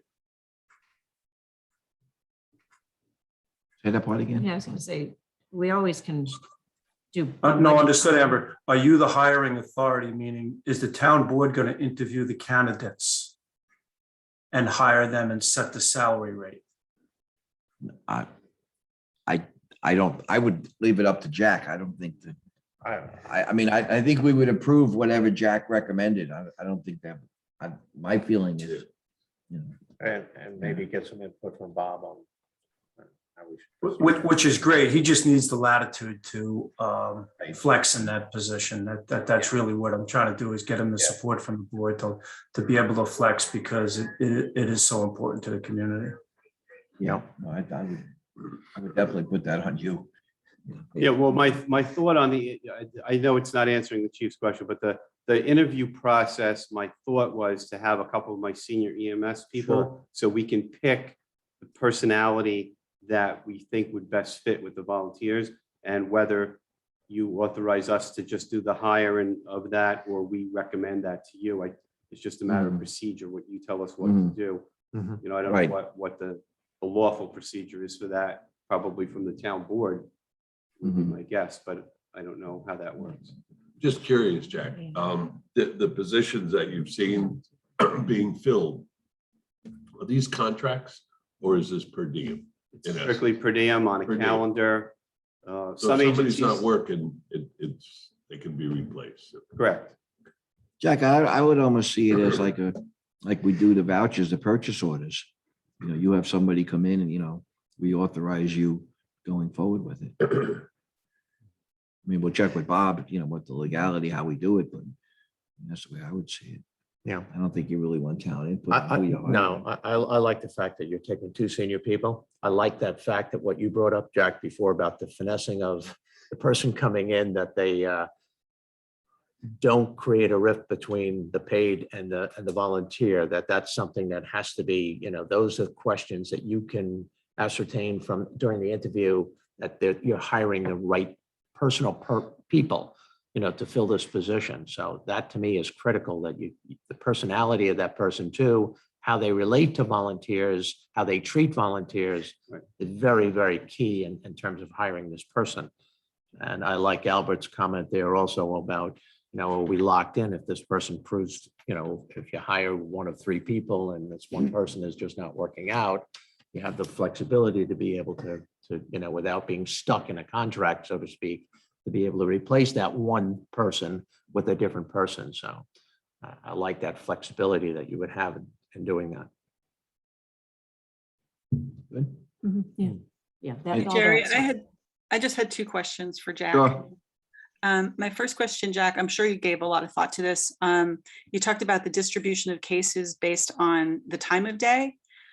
What's the distribution of cases by the type of emergency? And how does that factor into having somebody here for this particular 12-hour block rather than outside that 12-hour block? You know, what about weekend car accidents and, you know, late night, things like that? How does that weigh in the balance? The sort of seriousness of So events? irregardless of the type of call, a call is a call for us, whether it's a medical call or a car accident, and whether it happens on a Sunday or a Monday or a Tuesday. And I think the chief could support me in that. Any of these things could happen at any time. And, you know, like I'm coming into this conservatively as a stepping stone with 12 hours. Obviously, ideally, 24/7 is the ideal. Practically speaking, I think if I look at the analytics, our calls are typically 8 a.m. to 8 p.m. That's the window of the highest amount of calls. Are there those outside of that? Yes. And, you know, we'll work through that like we do now. Sometimes our one provider wasn't available. We do with what we can. We call in other resources. You know, we can medevac people with advanced care. So there are options. But coming into the program, I felt the 12-hour window covered, I believe it's 8, I don't want to put a number to it right now, but it covers most of the calls that we see in a 24-hour period. Thanks. And then I just had one other question, and it was more kind of an operational thing. Would this person be expected to provide their own vehicle in order to get them to a call? Or are they provided a vehicle through the E EMS? Well, we don't have a vehicle to provide them, and I wasn't looking to do that until we see how the program works. My idea is that they would they would come to work at the ambulance garage, and they would be dispatched out on an ambulance. If they weren't utilized, they would be sent back with one of the volunteers to stand by for the next call. So, ideally in the future, I've talked to the town board lightly on that, a vehicle to have them respond. So if they're not needed, they're still available for the community, is something that we can definitely look at, but I'm not proposing that for this stepping stone. Mhm. Thank you Good very much. question. Yeah, it's a good question, and I would think that that's the best way to do it. Yeah, Jack, we kind of triage that way now. If our advanced people aren't needed, they drive the other volunteers' cars back to the garage. Mhm. And that makes them available in case they are needed for another call. Right. So that is kind of what happens now, and I don't know why that couldn't be the same. Mhm. In a given year, Jack, we mentioned medevacs, and people, I think, in the listen to a budget meeting say, oh, I didn't even know those were available. Yeah, we do have them available. We obviously had that one with the tragic bicycle accident that he was medevaced out. During the course of a 12-month year, with you, based on your experience, low year, high year, how many times would you use a medevac on Shelter Island? Anywhere from what to what? I would say that we're probably using it about 12 times a year on average right now, but it's not just trauma. It used to be just trauma. We now bring people out for advanced cardiac procedure. If that's not available in the local hospital, and also for stroke patients, as we know, so we have a higher base or percentage of medical calls as opposed to trauma calls. Okay. So the utilization of the medevac definitely is probably more stroke oriented for us than trauma, because we just don't see trauma calls here. Mhm. So about what? I would say, conservatively, we're utilizing them at least 12 times a year. Okay, thank you. Mhm. And facility wise, again, I'm just keep coming back to somebody's going to be sitting here 12 hours a day. I mean, you have a place for them to be. Well, we have our ambulance headquarters, it has full accommodations, a kitchen, a lounge, has desk area for them to work. I foresee having them help us with inventory, which is a big thing. And the volunteers do that themselves right now on weekends. Mhm. If we have paid people, there's no reason why we can't plug them into other tasks. Mhm. Yeah, one thing I might suggest is after the election and new board is established, right on a Saturday, Jack, just bring the new board over for a half hour, a little tour of the facility. Show them the ambulances, basically, I just think it's a good idea that everyone that sits behind this desk has a pretty good understanding of the EMS and how it's set up and what the resources are available there in the garage. Sure, good idea. Okay. Any other questions for Jack? Okay. Thanks very much. Thank you. Thanks, Thanks, Jack. Jack. Thank Thanks, you. Jack. Thank you. Thank you.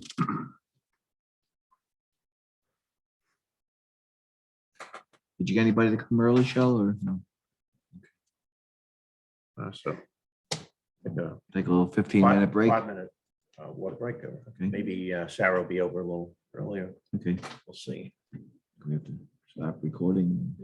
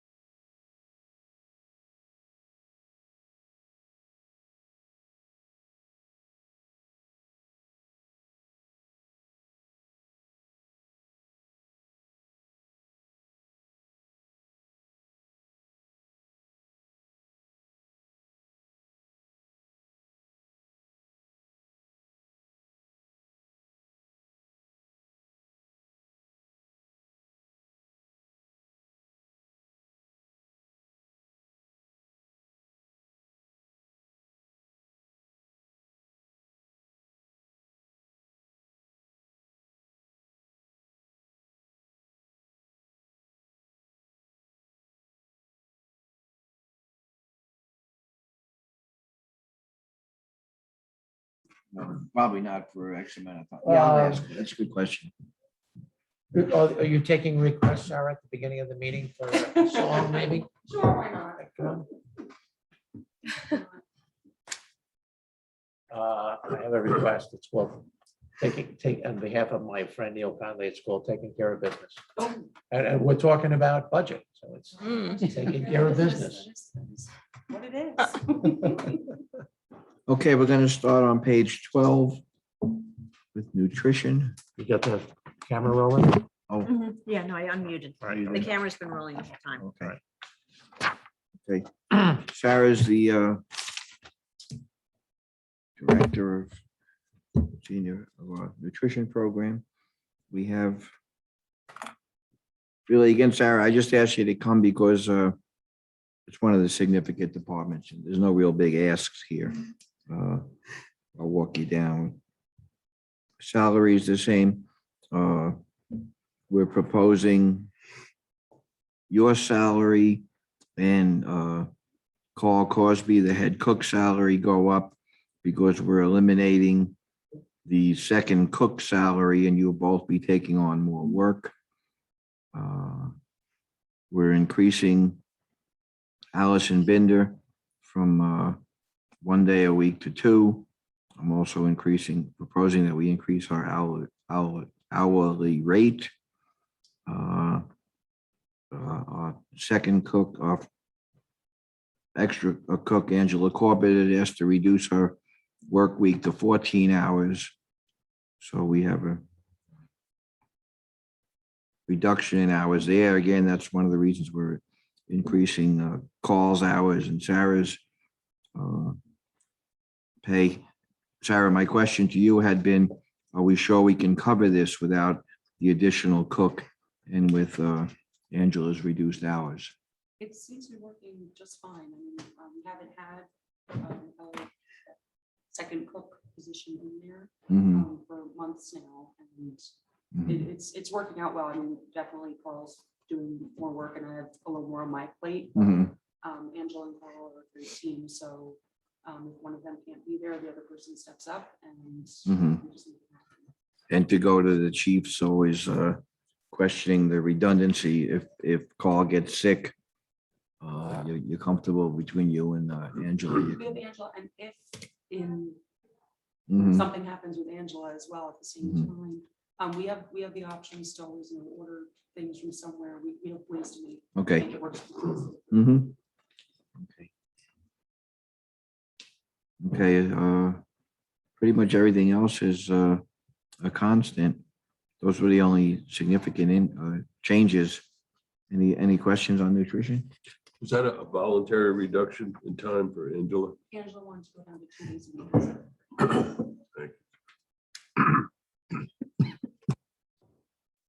Thank you. Okay. We'll go to page 13, residential repair. No significant changes here. Pretty much 2% across the board. Any questions on residential repair? That program seems to be working well. Okay. Okay, the next big one is Silver Circle program. The significant changes here. We're increasing Donna Cass hours. We are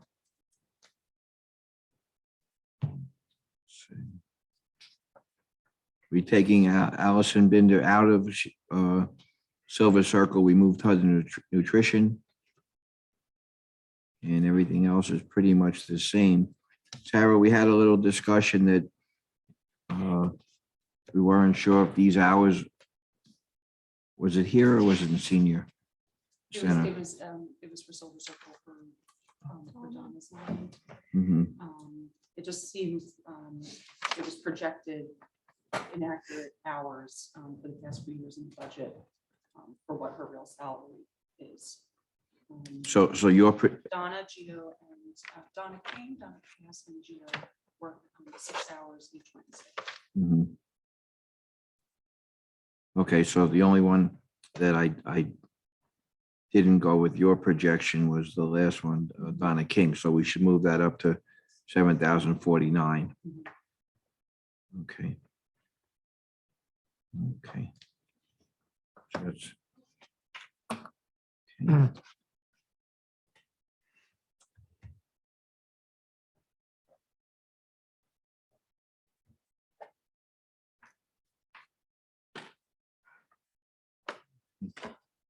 Any questions, Silver Circle?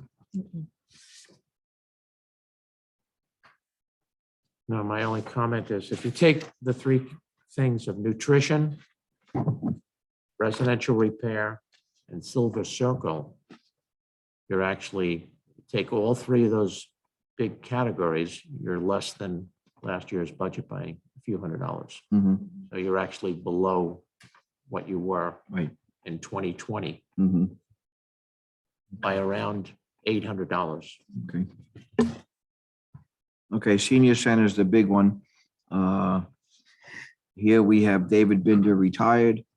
Marissa Finelli went from part-time to full-time.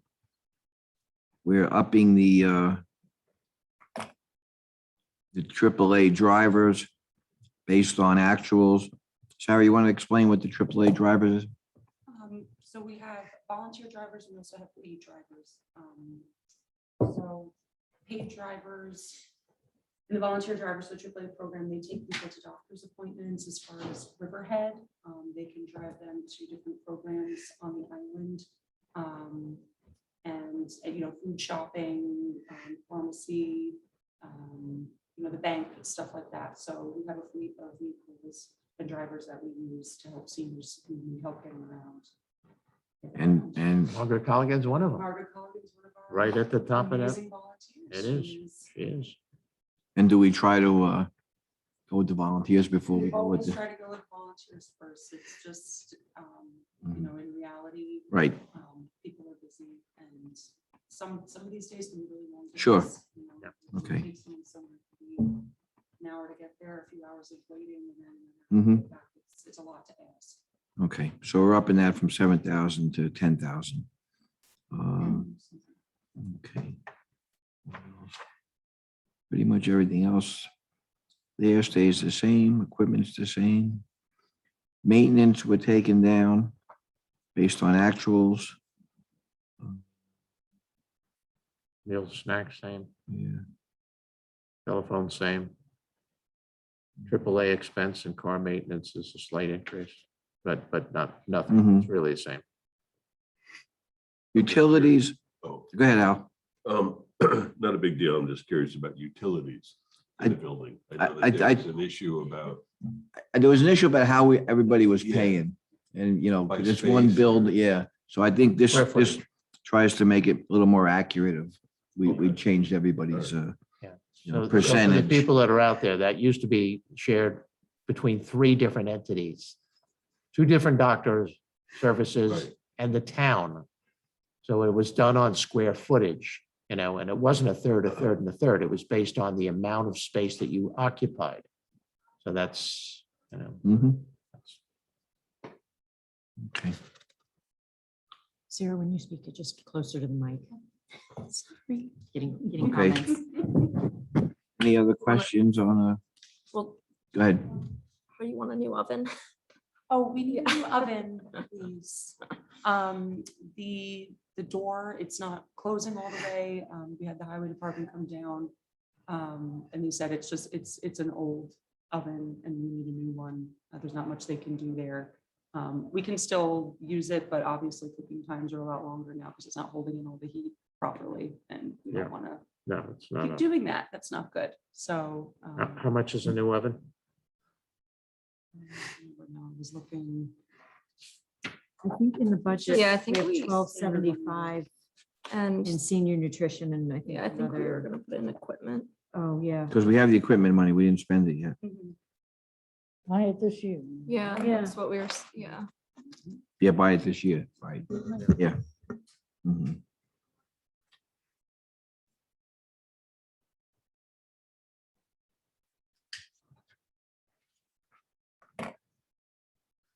All right, let's go to revenues. Pages.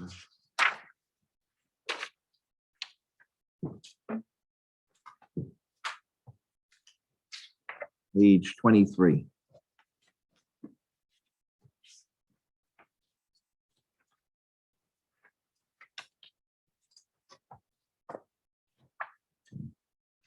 We kept the revenues the same pretty much because we know what they're gonna be, nutrition and congregate, is that way down or it doesn't look like year to date we're gonna meet our projection? In general, yes, those programs are lower due to COVID. We've seen a decrease in our congregate program. We're working on getting those numbers back up. Do you see is other people coming back or? Slowly, but it's kind of hard to tell now that we just came out of the summertime. Yeah. So I think we'll have a better idea probably in a few weeks now that we're Okay. coming into the winter. Mhm. We kind of have our, set people here now, so. Mhm. Okay. And senior center revenue, so county reimbursement stays the same. Silver Circle revenue, where do we get money from? What's that money come from? Participants of Silver Circle are asked for a suggested voluntary contribution of $10 Mhm. per visit. Okay.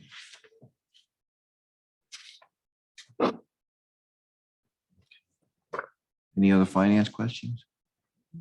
Okay, I just had a conversation with Sarah last week that I'd really like to try to do a couple of senior trips before the weather breaks. Mm. And we talked about possibly made a list, maybe the Bayard Cutting Arboretum, the Plating Fields Arboretum, Vanderbilt Museum, Sagamore Hill.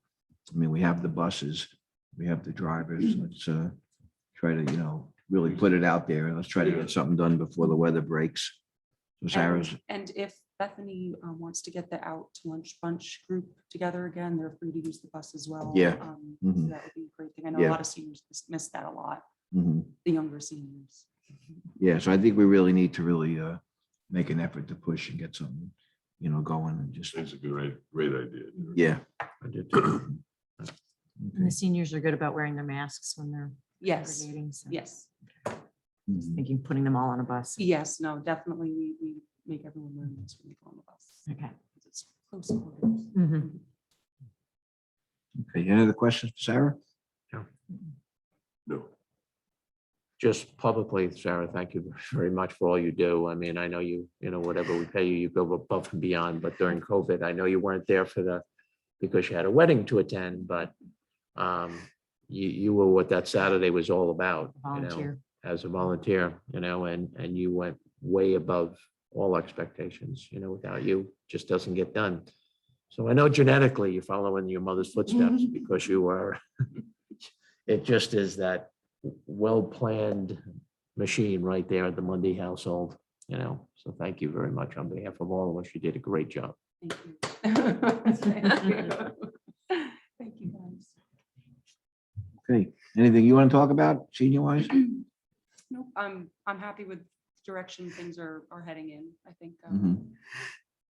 I'm feeling confident that we're gonna have all things running again, and if we get some more people to come Yeah, to our. well, that's why I think it's Come to our important. congregate lunches up Well, at the yeah. Presbyterian Church. They're a lot of fun. That's why I think it's important that we do a couple of events and try to get some trips going and, even it, and we discussed it, even if we just do the first one at the Historical Society Yeah. here. Yeah. And, get a nice tour for the seniors and let them see what we have here. Absolutely. What day are those luncheons? Are they vary or are they? There are Mondays and Fridays. Mondays and Fridays. And we okay. ask that people arrive at 12 o'clock. We start serving at 12:15. Okay. Mondays, every Monday and Friday? Every Monday and Friday, unless we didn't have it yesterday due to the holiday, but depending on the holiday, sometimes we still keep it open, but we always have it on our calendar. Something we should push here a little Yeah. amongst ourselves. Yeah. You just Yep. show face now and And then. the food is good. Food's very good. Yeah. Yeah, Ronnie goes. No, I Yeah, think we should try to get as It's many. delicious. yeah. Sounds good. Okay, Sarah, thank you very Thank much. you. Sarah, you're the best. Bethany coming or zooming? She I think she's coming in person, but she said she can't until 11:30. Okay. Okay. All right, so then we just picked up 7,000 EMS. Yes. And then 35, 24, 40. Right. Was it seniors or was it Silver Circle? Silver Circle. Yeah. So we picked up about 10 and a half, right? Total? Yes, yeah, so now I'm up to 4.1%. So when I passed that out, what did I say? We need to come down to 3.5. What was that figure? Yeah, I'm not sure. I'm not going with a percentage and I Oh. want to like see what the budget comes out to be and then Okay. kind of see what's driving it. I mean, Yeah. it's not a bad idea to have a target, but I just want to understand first before picking a number.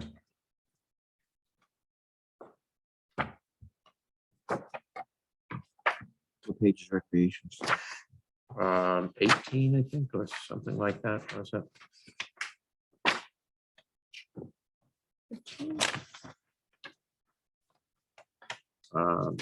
Like I said, 14. like I said, 14.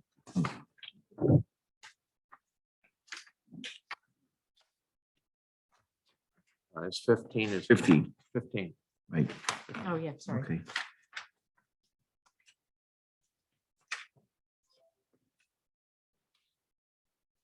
So basically looking at a 1.59% decrease in the total recreation budget.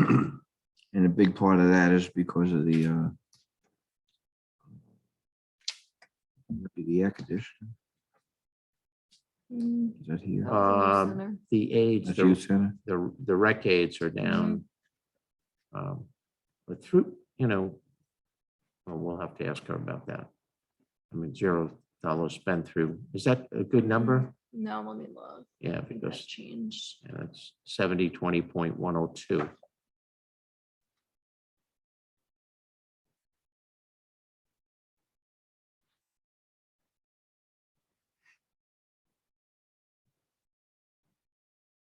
Oh, yeah, no, even through end of September, it's nothing. It's still nothing. Yeah. Right, so we have, Well, she's projecting that we go down there. Yeah. Anyway. Right. Yeah.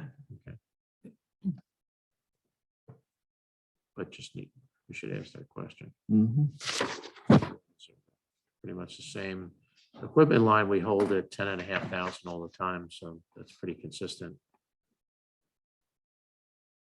Well, the other numbers are exactly the same. I know lifeguards is up at the end of September. Yeah. Is the fit equipment, like, do you target something each year to buy or do you? Correct. Mhm. Yeah, we budget $10,500 to cover new pieces of equipment.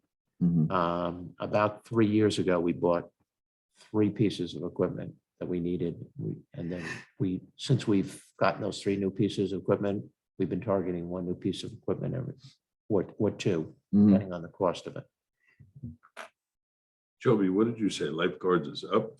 Yeah, lifeguards are up. Lifeguard at the end of September is we added- 53,730. Why do we only appropriate the same amount then? I think that we didn't plan on having the additional person. Yeah, we have the, Like during COVID, we had the additional person kind of like directing people, cleaning the bathrooms a little bit more frequently. So there was a doubling up of like not lifeguards, but of additional people, beach Oh, okay. aides. Last year we Yeah, had, beach we aides, had I think beach is- aids, Yeah, right? that's what we call it. So Right. that continued this year. Okay. Mhm. And really, that should be something we should be putting in for. And the COVID, recreational youth, Yeah. the youth program, the amount used was COVID related, Yes. the balance. Well, yeah, but you have an update on that number? yeah, that number is going to change. I would think. That's now at the end of September, 8,145. But yeah, but that's exactly why, because of COVID. COVID, okay. Mhm. But going back previous year. Yes. It's a, Mhm. okay, consistent, whatever. I guess. I want to ask her a little bit about that too.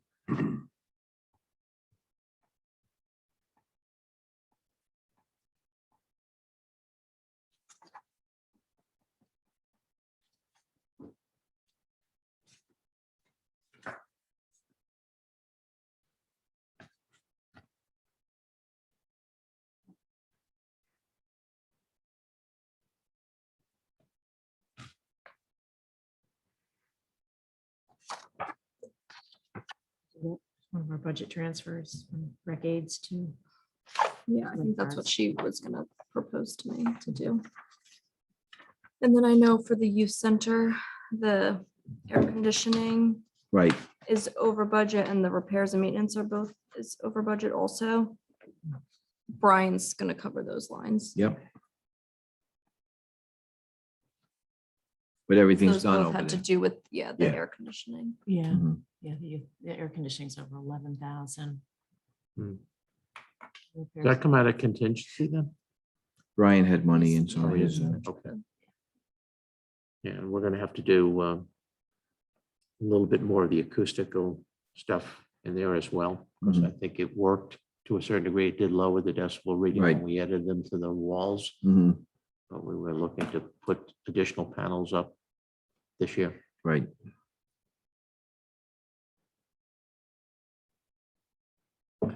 The electricity, what is that, use or installation or? Use, Use, that's gonna go up. it's good, yeah. Well, we projected it to go up, yeah.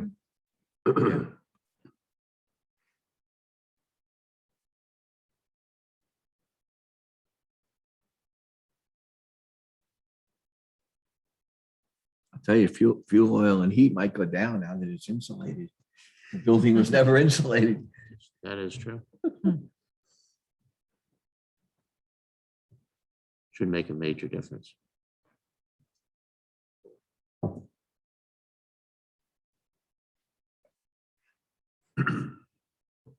Should ask about the sign for the new sign in front when Brian comes in for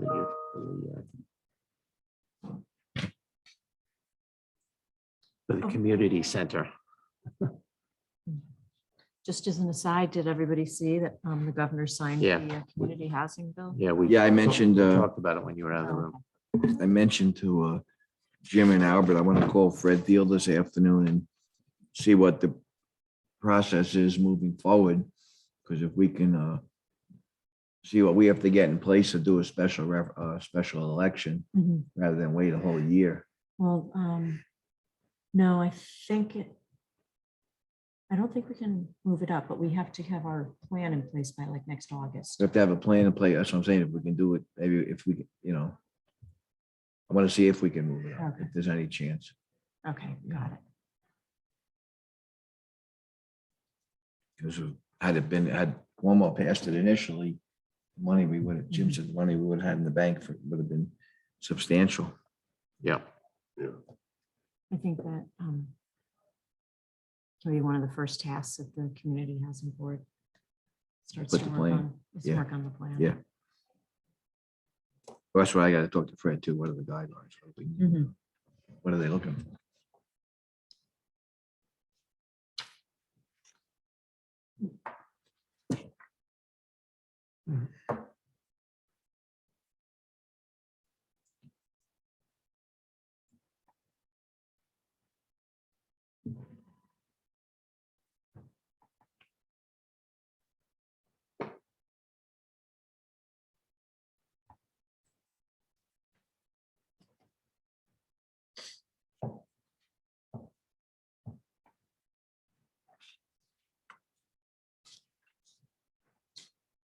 Want to mute till we wait for No, because the mics are still on for TV. For the live stream. Said she'll be right over. okay.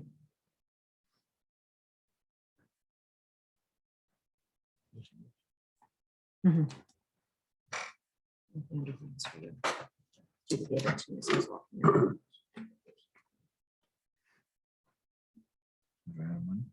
Mhm.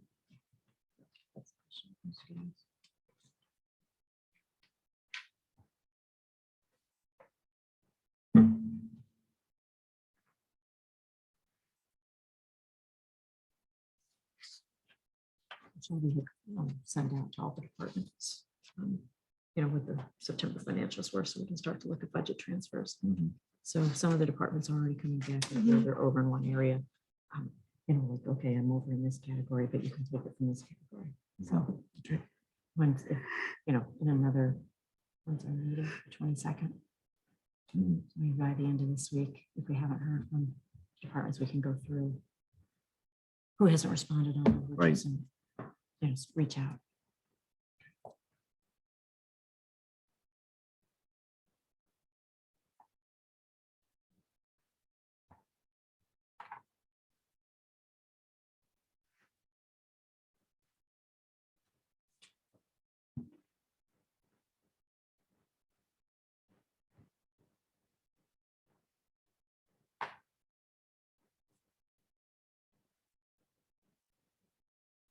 What days are we meeting? Tomorrow and Tomorrow and then Friday's our spillover day.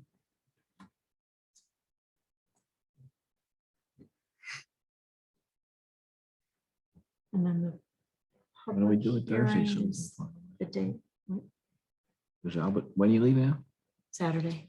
Okay. And then we have our public hearing on the day after the election. Something like that. Yeah. Whatever you said. Yeah. I think that's when it was. The 3rd, November 3rd.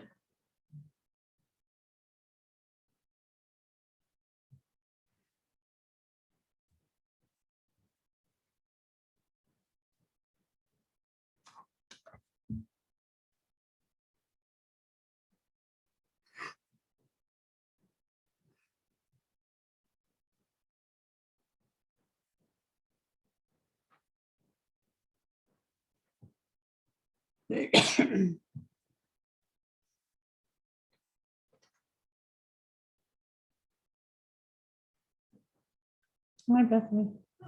Oh, come on up, Beth.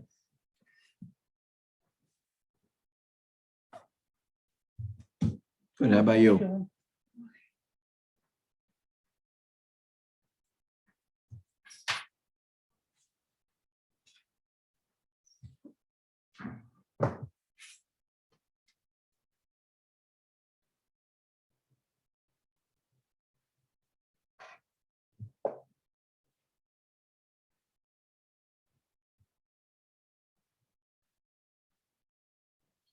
And just so you know ahead of time, you've got that one microphone, but if you can just speak into it so that the live stream people can hear. And also anybody on Zoom.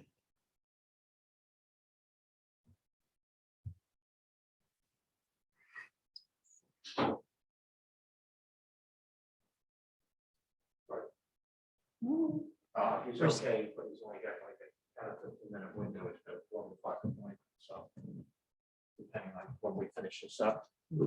Shelby to come back. Yeah.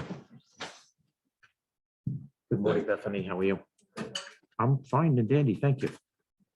So we're on page 15. You want to start on page 15? Yeah, we're waiting for Shelby. Okay. So what's new and exciting over at the recreation center there? At the community center, excuse me, stand corrected. Community, Shelter Island Community Center to be exact, but.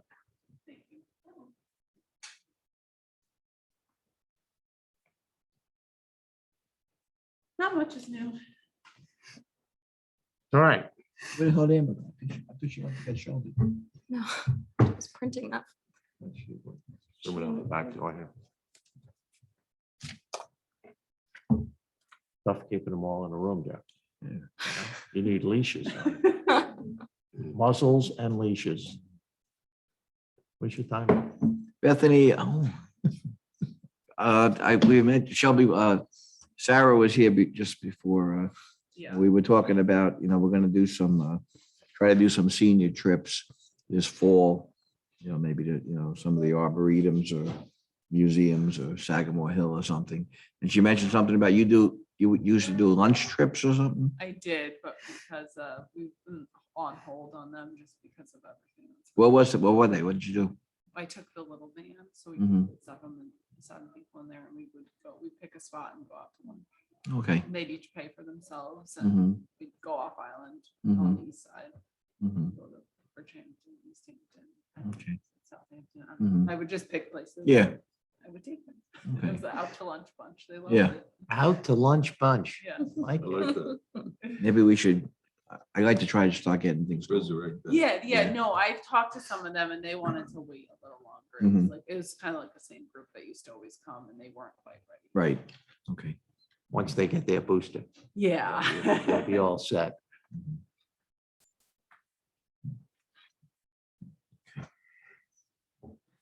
Okay, again, there's no big ask in Sarah's budget and Bethany's budget. I just asked her to come because it's one of the bigger budgets. The first big one, Bethany, is the rec age. We're reducing it from 15,700 to 9,200. Because, and then we're putting that's because Emily is going up to 40 hours. So we're moving it over to her Okay. recreation Mhm. salary over under Yep. youth center. Because she'll be helping with more of the youth programming there. So we don't have to use the aides for it. We'll be utilizing her just because she's more reliable. Mhm. Okay. And everything else, again, we're projecting everything else to be pretty much the same. Mhm. Fit equipment, we're, keeping our usual budget in there. Albert had asked about the lifeguard situation of 44,000 with the one additional lifeguard salary that we had. Didn't we go to 8? Yeah, so we did go up, we were up one extra this year and no one left us, which was good. Usually we anticipate one or two people quitting or Yeah. not staying with us, Yeah. but they all did stay this year. And then Emily did help out as well. So she had some extra hours Mhm. in there also. So that's Right. why we were up above. So I don't anticipate it happening again next Okay. year. And this year we'll just, which I'll let Shelby know, we're just gonna move from the aids that we have, the Mhm. rec aids, we have money left there that Right. we'll switch over. And didn't we also have the beach aids again this year? No, we didn't. Oh, okay. Yeah, no, we didn't, and it was fine. We didn't need them. Okay. And the certification course is for lifeguards. Is that back on? Yeah. It is back on, so they can go and be Yep. recertified. Yeah, everything's. been- Yeah, we were fortunate this year. with that. Yeah, they actually didn't require them to do the CPR, but we had everyone do it anyway. Okay. Mhm. Is that an annual requirement for everybody? CPR is, yes. Okay. The lifeguard is every 2 years. Okay, next page is youth center. And the big change here is Emily's salary. We took it from the previous from recreation and we're moving it to here. You want to speak to that a little bit, Bethany? Yeah, I mean, that's what Emily will be adding in more of the youth center programming and helping us with that instead of our aid. So that's why we moved it over. Mhm. So it's really not an increase to the budget. We're just moving. it, Yeah. And we're being specific, giving it to Emily. Mhm. Yeah. Now you have a salary staff person that's reliable, dependable, Yes. be there all the time versus a Exactly. volunteer that, Very dependable. we're Right. need. Okay, next, air conditioning, we're taking that money out of the budget. Repairs and maintenance, we're keeping the same. Electricity, we're going up because of the Air conditioning. air conditioner. I mentioned fuel and heat. Maybe it'll come down now that we're insulated. Yeah, I know it might. I don't. Oh, we won't take a sit to chance. see, We'll wait. yeah. Yeah. Everything else stays the same pretty much. Programs. So while we're at that community center, as it's now being called, new sign needs to be ordered. So I don't know if Brian has worked on that. We'll have to ask him tomorrow to make sure that's been ordered. The additional acoustical panels for next year. Did they set a, like, is that project been contracted out yet or? We're working on it. So I did bring it up, as I told you. Should be at in the this year's money. Yeah, at the recreation, but it was, Yeah. Bethany's just looking at timing. So I made it abundantly clear that with Supervisor and with Brian Sherman, that we are trying desperately to get all the preliminary work done prior to Veterans Day, so that when Veterans Day hits and we shut down after Veterans, not shut down, but Yeah. that's a great window of opportunity from mid-November to the end of December. You have 6 weeks of weather that will allow you to get the major stoop work done there and ADA. Yeah, and we're actually not Roof. in there with the kids like the Thursday, Friday before Thanksgiving and then Thanksgiving week. So I know it's Thanksgiving week, but I know sometimes people still work right up until that Wednesday. So if Yeah. they can do work then, that would be ideal too, because Yeah, I think the work's gonna Won't be as continue busy. longer than you think because of the roof. I usually think if it was does. just stoop work, that would be one thing. Right. But I think now that the roof and the overhang has got to be considered into the equation. Yeah, Let's just hope that it gets done, in a timely fashion. Yeah. And based on this year's money, because that's grant monies that are being Right. used for that right, purpose. right, right. Mhm. Okay, if we go to page, Backdoor entrance is all viable, right? well, Yes, yeah, it is, Yeah. but it's just kind of a, The lock in is the neck not to get great to, and yeah. sometimes like. But I it mean, in terms gets- of the work going on in the front of the. oh, yeah. Yeah, it just isn't always. for a temporary I know there fix, was issues. yeah, for a temporary fix, it'll work. We can make it. Yeah. Okay, if we go to page 25, the recreation revenue. Projections are based on the actuals. But I have a couple of questions in principle, I guess. The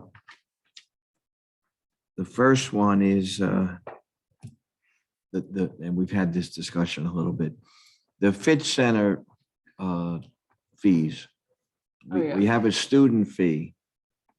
And is there a reason we can't have a senior citizen fee? Yeah, so we did talk about it at our committee meeting and we don't mind putting in a fee for like a separate fee for seniors, but we feel like the rate that it's at right now is so low as it is compared to everywhere else. If you go off island, that we think that if we were going to do that, we would leave the current individual rate as the senior rate and then increase the individual rate maybe by That was, $25 or something and make that the individual rate. so because- we'd be picking up at additional revenues other than through the seniors, rather than lower the seniors, because, I mean, what Bethany's stating is correct. We discussed this. You gotta remember the amount of usage that seniors use. If you were to reduce it significantly, to make it more affordable for seniors, it would impact greatly the revenues that would be coming in. I think we looked it up. It's about 30%. Yeah, so it would be a significant decrease in revenue. So what we can do as we move forward is increase the other rates from year to year and keep that one constant. So that if you didn't think they were fair now, but they are very reasonable. How much does the senior pay for a year now? It's 225. 225? Yeah. 250, I think. It is 250. Sorry. I was thinking like a golden remembering. pass of 75 and over, all to get a reduced rate. I can look it up if you really want to know exactly. Yeah, so let's, Single But- fitness is 255. Yeah, okay, so it's 255. 255, okay. Yeah, 255 individual. So that makes up 395 family. 30% of your use are seniors, and that's primarily mornings more than anything. I guess they do some come in the afternoon and Mhm. stuff.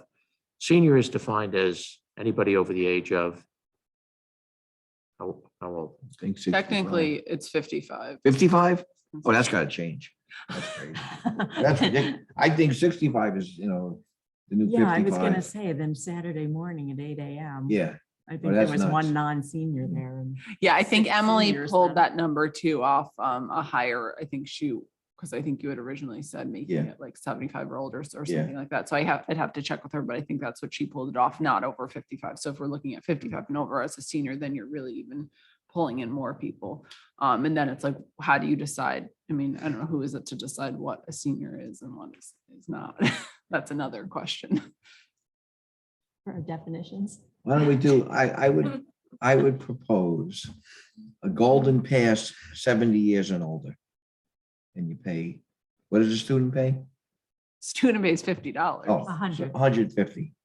100. 100 is for a college. Youth is 50, youth yeah, is college 50. is 100. College is 100. Mhm. So the golden pass would be 150. It's $100 less than you're paying them. How many people get over 70? I would think of that 30%.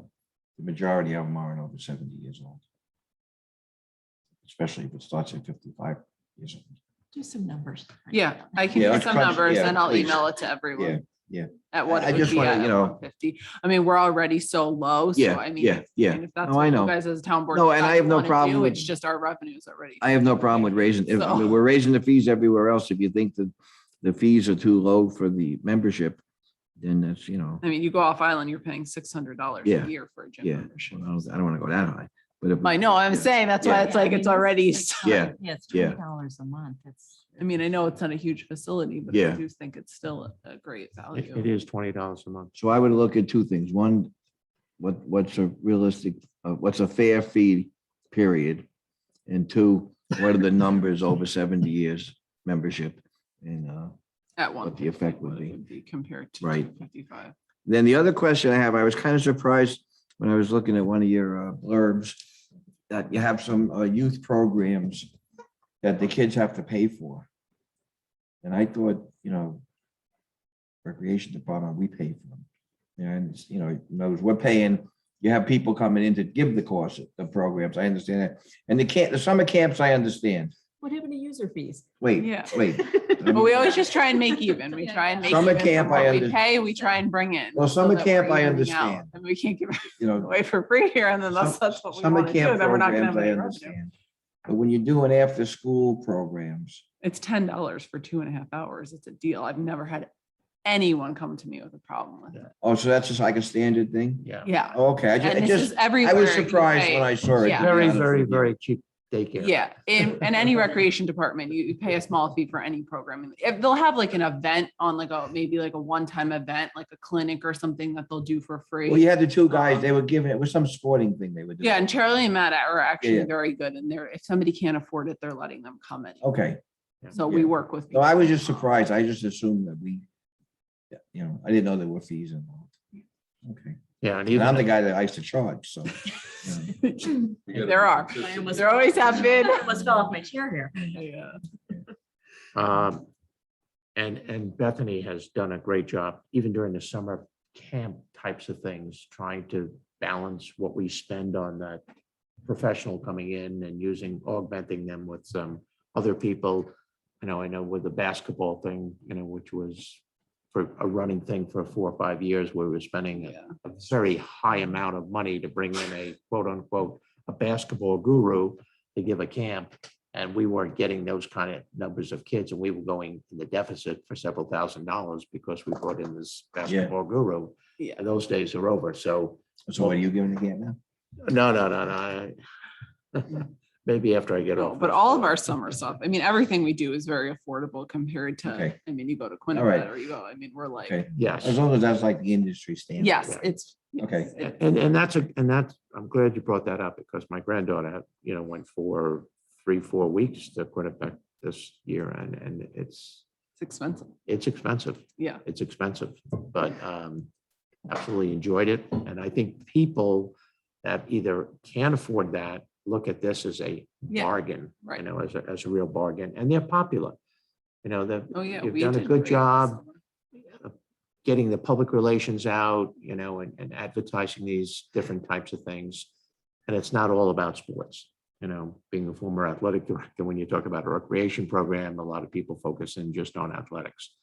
But I think Bethany has done a very good job in terms of art, music, and other kinds of creative kinds of things for kids that are not really sports minded. So I think that's something that if you want to have a total rec program, you got to offer those other things other than just athletics.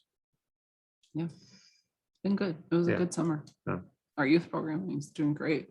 I would just hope there's an avenue if, some families can't afford it, that we can work with them. They can always come and talk to us and we'll make it work. Yeah, there's also, they could appeal to the Lions. That's what I'm Club. saying. Yeah, that's what, Yeah, there's that's what I'm places saying. that have come Yeah, that have yeah. always said Right, to me, like, right. if somebody can't reach Yeah. out to us and we'll help, so. Right, okay. I don't know if the Ed Foundation ever gets involved in that kind of stuff because I think they're pretty much Yeah. on class trips and things, funding class opportunity directly from related. I from think they school. would, But that's something that, yeah. I can ask. Okay, My wife's been on it for years. right. Then the other thing, Bethany, just kind of an update on the Fit Center, how, COVID kind of shut us down and we had to reevaluate how you did everything. Yeah, How's it going? I mean, it's going good now. We're back up. I just think people are still hesitant about coming back. I mean, we're fully running operational. Back to normal? No, Yeah. Yeah. Yeah, we just are a little off different in our morning hours because the school still doesn't Right. want us there in their entry Right. time. But other than that, everything is. Right. Yes, I've seen the numbers creep back up as far as, Yeah. number of people attending. I Yeah. used to Yeah. go early too, so. Yeah. No, I think we're getting there. I just think it's gonna. And how about like take some the time. sanitary end, we were shutting down so we can clean up. between Yeah, the- so we're still spraying twice a week and then everyone's still just cleaning every day. Okay. And You- most people are good about wiping down the machinery after they get off. Mhm. So hopefully it'll just keep going up. Yeah. Anything you want to bring up or? No, everything's been good. you have a We question? would like to move the fit center, but We've planted that seed already. We're gonna start we want a bigger space. looking into that. Okay. But yeah, no, other than that, everything's been good. Thank you for all you do, Beth. Yeah. And, Bethany, thank you. If we Thank can you, just work guys. on those. sheets. Yeah, I'll put numbers together and email Okay. it over to you guys. Great. Thank you very much. Thank you, Beth.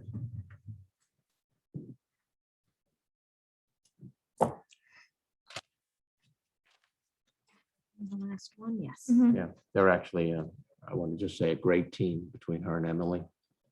The two of them, I mean, Emily really does a great job in that fit center. She does a great job on there. And I think the way we reconstructed this 4 years ago with, the bigger position being the recreation position and overseeing town recreation is the way to have gone. And the fit centers, as I said, Emily does a great job there. So I think we're in pretty good shape. All right. Saying that do we have any further business? Because we could squeeze something in here with Joe for 10 minutes. So tomorrow we have highway and PD, Mhm. and then we meet Friday. We're trying not to meet Friday. So we can be done tomorrow, or we can Or, I mean, if we have. we can spillover, meet just- Thursday. Shelby she's not available on Friday. Yeah, I mean, I think we'll be done.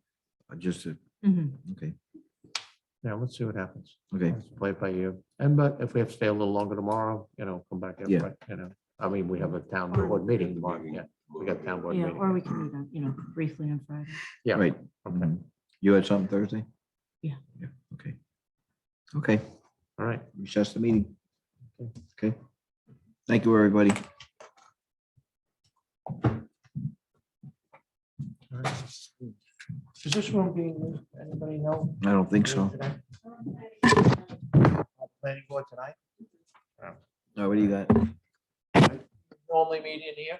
Yes, we do. You do, okay, all right.